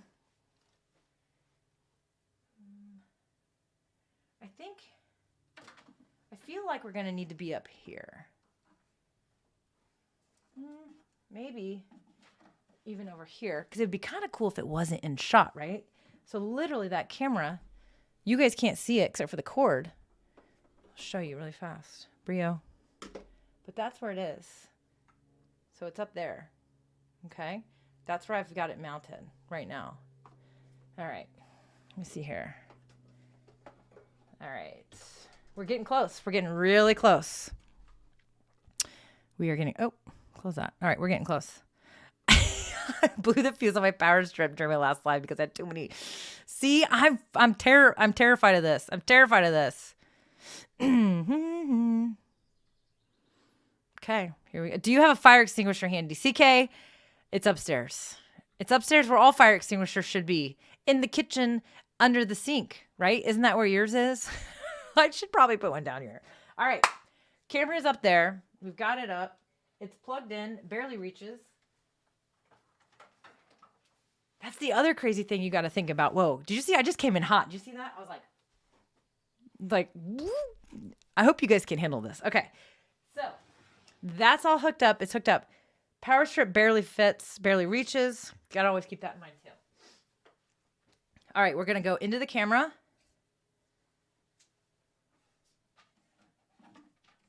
Take that lens cap off. Oh my gosh. Okay, minor detail that I'm gonna have to think about. That camera was borrowed by somebody. I definitely am gonna need to look at the settings because I guarantee they're not gonna be correct. So as I was saying earlier, remember when I said selfie mode? You can actually adjust things in it. Let me just do this really fast. We're going to get, this is fantastic though. Okay, let me do a quick look at my settings. You guys I'm so glad I'm not alone with all the settings stuff, which is really funny. Seriously. Okay. We got here. I need to be in video mode. I don't know what mode that is. Whoa. Oh, he was using creative filters. Super fun. Okay, we want to be in, I can't remember. I think we want to be in that mode.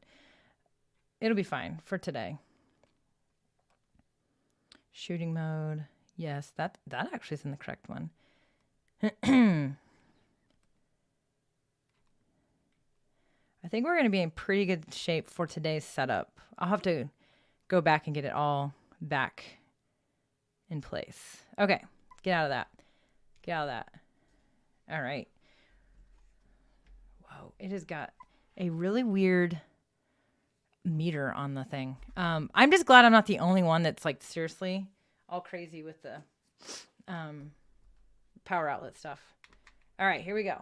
I'm gonna go ahead and plug this in here while I can see it. It's a lot easier. All right, so my USB cable is plugged in. Get that tightened up. It was not tight enough. Okay, let's put the camera back. I am gonna go ahead and flip this out because I can adjust those settings to the camera. Oh.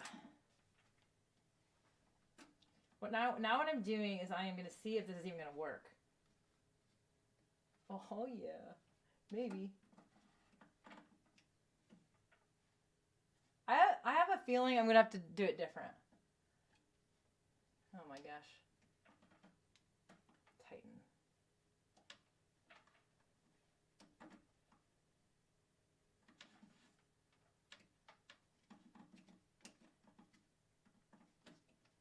Okay, if you're wondering what I'm doing, I'm tightening everything up.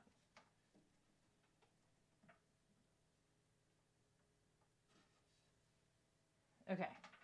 Again, we're going to dial this in and but I just thought, why not just set this up with everybody? Okay. I'm going to plug the extension cable into my USB so that it will reach my computer. This thing, it's not going to look right. I'm probably going to have to end up putting it in a different spot, but it'll be okay for right now. Again, we're doing this for fun, just for the whole concept of all of it. All right, here we go. Moment of truth. I'm going to plug it in. Okay, now. Oh.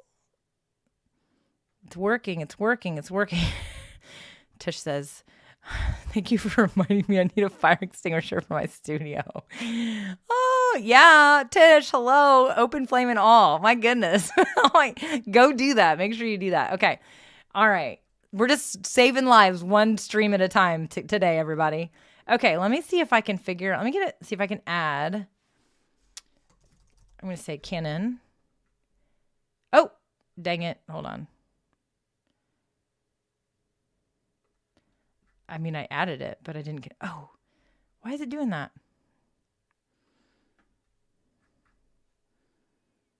Hold on. I better go to studio mode. Canon. I haven't even added, that was weird. It was like, oh, I know what it was doing. Okay. We're going to, all right. So we're over here. I'm in OBS. So I added the Canon, make it big so you guys can see it. Ah, it's too big. This. All right, I could probably close this stuff down. All right, so here's what we got. Closing browser tabs. Never good to have all this stuff open when you're trying to do all this. Okay, I need to add the capture for my webcam. All right, it's a nice fade at least. Yeah, I appreciate that. Okay, video capture device, right? We are going to add Canon EOS, Canon webcam. I'm just going to call it that. All right. So we're going to say, okay. It is then going to ask me to select a device. It should, look, it's working. Whoa, it froze on me. Hey, check it out. All right, so we're in. I need to obviously do some configurations. So now, I thought it was going to make me restart my computer. Okay, so it's not focused. We know that, right? Let's try down here. Let's see if this is better. Whoa, hello. And can I zoom more? No, that's max zoom. Okay, so the location of the device is not going to work, right? It's just simply not going to work for this. We're going to have to move it somewhere. What's up, Mike? You're just not joining in. You're definitely going to have to go watch this one. We're setting up a camera live. Okay, let me see. I know. James, I thought I was going to have to refresh the browser too, but I think I'm going to be okay. So, okay, here we go. We're going to reposition it, but I've got this set up as a scene now. So if I go to, I can actually go ahead and transition to that if I want to. So show you guys. All right. So here we go. So if I'm here talking to you and I want to go ahead and say, check out the blurry lava lamp. Now you will see it. Right. So we're going to go back. We're going to transition back. I could move my lava lamp over. Yes, I know. It's the angle, and what's happening is my camera doesn't know what to focus on, so I'm going to try to dial that in a little bit. Actually, it's also because of where I had it selected. I just fixed it. You guys, we did it. But it doesn't look very good, does it? No, it does not look very good because, oh, you know what? Oh, y'all couldn't hear me. You couldn't hear me, could you? I bet you couldn't hear me. No, I bet you could. Never mind. Now, if I were in OBS, I would have to make sure that I had audio set up in there in that scene, but I don't. Okay, let me see. True, the bokeh effect, you have to pay money for that. Yeah, well, I mean, I did with my lens, Mike. Craziness. Okay, here we go. Let me see here. We got that set up. But here's where the camera is right now. It's right here. I don't really mind having I don't mind having the camera like right here where you can see it. But I definitely would like to have it be a little better. This, first of all, we got two things going on here. One, we got the lighting needs adjusted. I definitely need to go into my camera and work on all of the settings. The settings definitely need some help here for the camera itself. Okay, this guy, that camera, all kinds of stuff is wrong with it. So I've got to get it reconfigured. I definitely need to fix the color adjustments. All that stuff needs fixed. But again, I literally just turned the camera on for the first time since I had it. I let somebody borrow it. They're kind of thinking about buying a camera. I'm like, hey, before you go buy a camera, I know this was very trustworthy of me. I was like, why don't you just play around with this, see if it's what you're thinking, because I feel like what you're trying to do, all you need is your phone. But they wanted to try a fancy camera, so they played around with it, and I just got it back. So literally all the settings are like totally wigged out. So I've got to work on that, and I'll probably change where we put it. But I'm kind of loving it, right? Isn't it fun? Like, I'm seriously, like, loving it. Caleb says, the lava lamp is truly beautiful. 5 stars. I love it. Yeah. So here's what happened. If I were recording in OBS, I need to have the audio sources set up in that scene with the Canon as well. So that was kind of what I was going with there. That I need to make sure I fix that. Now, here's the other thing I can do. Share my screen again. And then we'll probably figure out a way to get this stream ended because we've been live forever. But if you're having fun, I'm having fun. I'm having fun. All right, so here's what we're going to do. So this is my scene with the,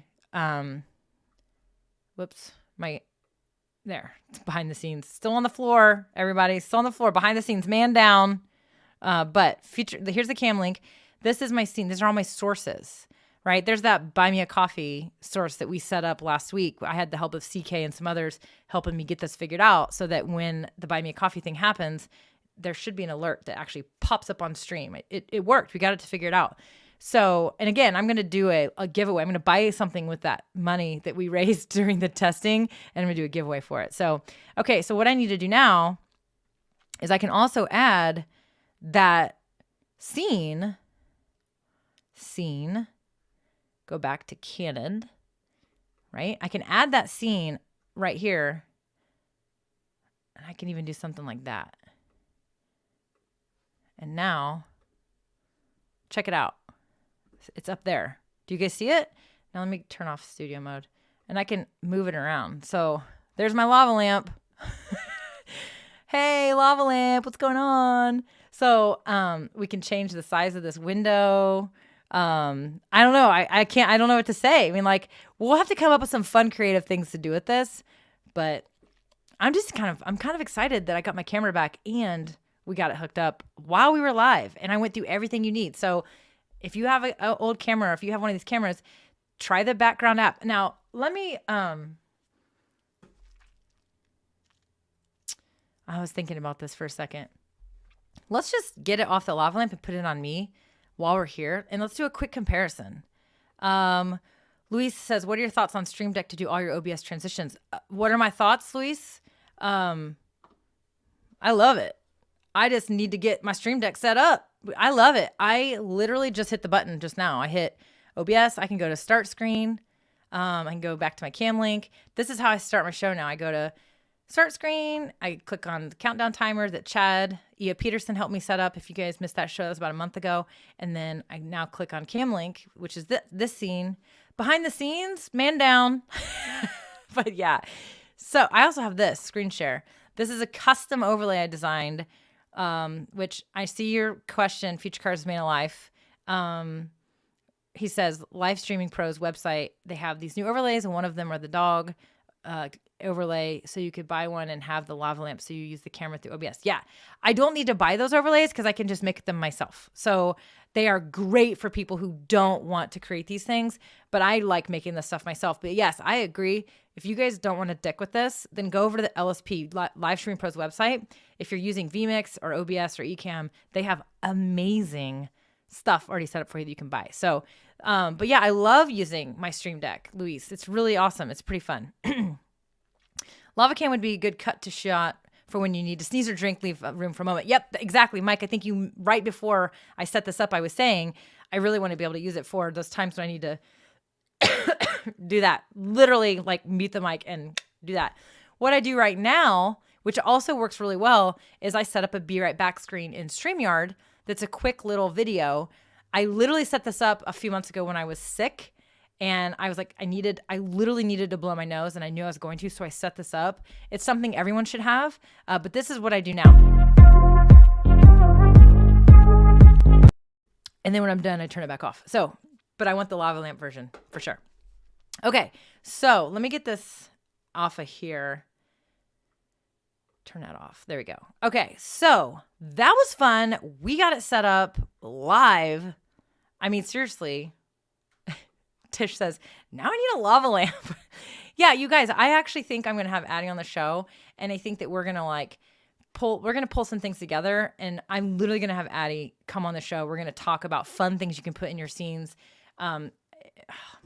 My behind the scenes camera normally points over there. Let me see if I can get this. Let's do this. I don't think that, oh, my mic's in the way. Let me do this. Oh, one of the things, check it out, at least on my screen here. Let me see if it's going to do it. Yep. Do you see all that flickering? So those are not flickering, but they are with this camera, with this setup. That is something you have to be careful about with certain lights, is they will flicker. Now, those lights do not flicker in my setup on the other streams, but there's Addie's little thing. She's got her own lava lamp, that little ball. She wants me to put that in my streams too. Okay, let me get that off before I create a seizure. Sorry, guys. Whew. Okay, so we know that the flicker is going to be an issue with this camera. Not an issue with the other cameras, though, that I've had set up so far. So, all right, you guys, fun stuff. Frame rate, yeah, I think that, again, that thing, like, I needed to do a overhaul with it. I need to go back and change everything. Did your picture change? Yes, it changed, Laura. It looks like it changed. I think it did. Yeah. See, James is already stepping up. He's like, I know exactly what you need to do. Switch to manual focus, adjust the frame rate. Yep, I will do that. That thing needs, like, it's on all kinds of different settings, so I've got to fix it for sure. You guys are awesome. Caleb he jumped in there too. This is fantastic. You should have a Be Right Back screen as a multiple camera choice game. Oh my gosh, you are seeing this Be Right Back screen because A, Mel is blowing her nose, B, Mel had to go to the bathroom, or C, Mel had to burp. That's actually funny. That is actually... You guys, James just gave you all an idea too. When you're doing these things, when you're creating streams and you're going to have these things pull in, do what he just said. Have some fun with it. Have some fun with it because the lava lamp has become part of my brand. Like the lights, the lava lamp, it's like part of my stream. That's why it's in this. It kind of looks like a lava lamp thing going on, right? It's there. That's part of my brand. All because one day Addie said, you should totally set that up. Boom. I did. And then everyone's like, I love your lava lamp, love your lava lamp, love your lava lamp. And yes, James, I do love me some GIFs. So just like this one. I like me some GIFs, which is true. I need to make more GIFs actually. So, okay. Yes, I did. For the screen share you created when you were sharing your screen in OBS, did you resize the window capture? I sure did. I shrunk it so that it fit in that overlay. I designed that overlay in Canva. I exported it. And then I deleted the boxes, okay, where the cutouts needed to be. And then I put it into OBS, and then I added the source for second monitor, and I shrunk it to fit in that window that I had. This is what he's talking about right here. So this over here, sorry, that is the source, the second browser. The source is... So it's confusing because my background is literally the same as my background inside of StreamYard. Let me change the background. Hold on. No, it's not going to change that background. Forget it. Sometimes I say stuff and I'm like, bring it back. That's not correct. Yes, this is the second source and I just shrunk it. I resized it so that it would fit. I need to move into camera frame here. So yeah. There you go. Mike says, rig it up in if this then that. People can super chat to change cameras or light colors. Whoa, that's how people do that. So what Mike is talking about is sometimes you'll watch people. So, you've got David Foster, who his brand is Impartial Geek. If you watch his stuff, at least he used to do it where when he had certain things happen, like lights in his room would do stuff. He's configured all that in. So that's what Mike's talking about. Definitely a place to maybe try to get to if you want that kind of show. But again, start with what you have and layer the stuff in later.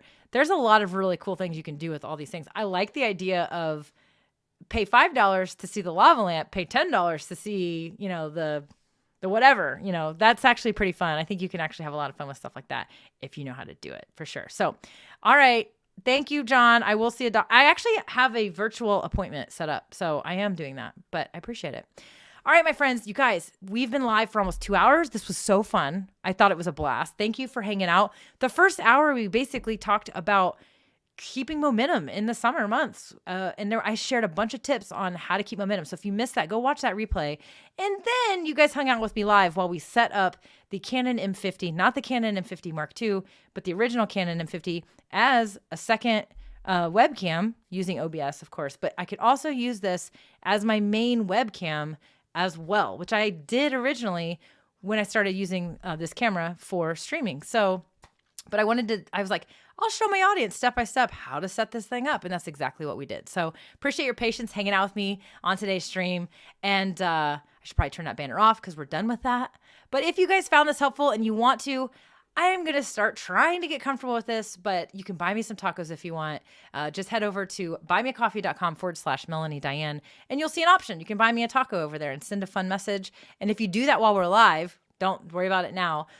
It should alert us. It should show up and tell us that you did that. It'll actually pull up a thing up here because the community, you guys are so awesome. You guys helped me with this last week. And so it was fantastic. And now we have it all set up. So until next time, I promise you, we're gonna keep this thing going. I'm lining up guests. John Pullum. I'm saying it now. He's going to come on my show. I'm going to make him come on my show. And I got to give a shout out to Mike for joining today. It was actually good to see you on the show. It was super fun. So all of my new people, if you don't already know, also, I got to say this, come join us in the Facebook group. If you like to hang out in Facebook groups, it's this all week long. Everybody in here, ask questions in there, support each other, share your wins on Fridays during the Friday free for all posts. And then of course, just be in community with other people who are doing the scrappy stuff. So I like to say we can be scrappy, but it doesn't have to be crappy. I'm working on merchandise with that. We're going to have some fun with that one. First 2-hour live stream. I've been live longer, but maybe on my own stuff. No, I've not done a 2-hour stream, but, yeah. Oh, thanks. Appreciate it. Again, definitely like the stream. But I was going to say that I go live. If you're new, I go live every Tuesday at 2:00 Eastern time. So put it in your calendar if you want to. I usually schedule the streams in advance unless it's literally one of those weeks like this week where I totally forgot and I scheduled it yesterday. My bad. But we do live Q&A. And a lot of times I like to come and geek out with you and share some stuff. Sorry. But I literally just love hanging out with you guys. And I love streams like today where we kind of just were like, I felt like you guys were all down here with me hanging out while we were doing all this fun stuff. And that's like literally the part that I love the most is just talking with you guys. So I appreciate all of you that are being engaged and all of my loyal people that keep showing up week after week. That's my favorite. That's my favorite part is getting to know your names. So it says, I think it means never let the machine win. And I think that's what it says. I know that his name is Mike. I know that this is Tish, the artist's haven, right? I know your names when you keep showing up. This is Cynthia, right? I know it. And I love checking your stuff out. And I want to keep being able to do that. And so I got to say, I got to give a shout out to my loyal people because it's been really fun to get to know you. And we've all been hanging out. So, I mean, just keep coming back, right? And you guys keep creating content. Don't let the summer knock you down. Don't take a break. It is so hard to get momentum back when you lose momentum. And so don't quit creating content. Use some of those tips I gave you. Keep creating content. Just do it maybe a little different and have some fun with it. So, all right, you guys, until next week, I'll see you guys later. Bye.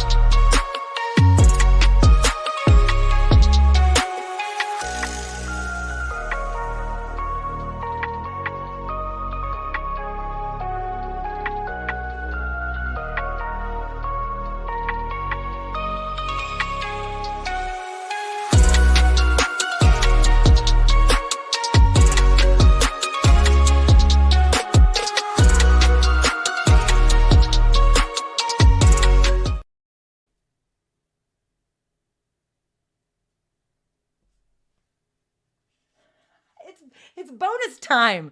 It is bonus time. That is zoomed in. Somebody said keep going to get to the 2-hour mark. I got like 40 seconds to get there. Did you stay with me?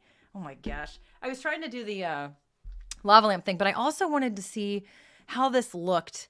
Literally, we're probably going to have some frame rate issues and things like that. But I was like, man, the color is way off. But I thought, maybe we should, stick with it. Oh, we got 20 seconds. I'm going to stay with you guys for 20 more seconds. Because we're going to make it happen. Let the music last. I know I turned it off. I should have turned it back on and just done a little, I could play music, but see, now I only have 4 seconds. John, you're the one that made me do it. Is there something about 2 hours? Like, is there a thing? Do I get like a badge? Do I get like a badge of honor because I did a 2-hour stream? Because I mean, I'll do it again. We hit 2 hours. We're successful. I'm actually going to end the stream. But thank you for hanging out. This is the Canon M50. I also wanted to see what it looked like when it wasn't a funky shot on the lava lamp. But I got to get it dialed in. I got to change the settings, and I'll be working on that. So, all right, guys, until next time. And thanks for hanging out for the encore. See ya.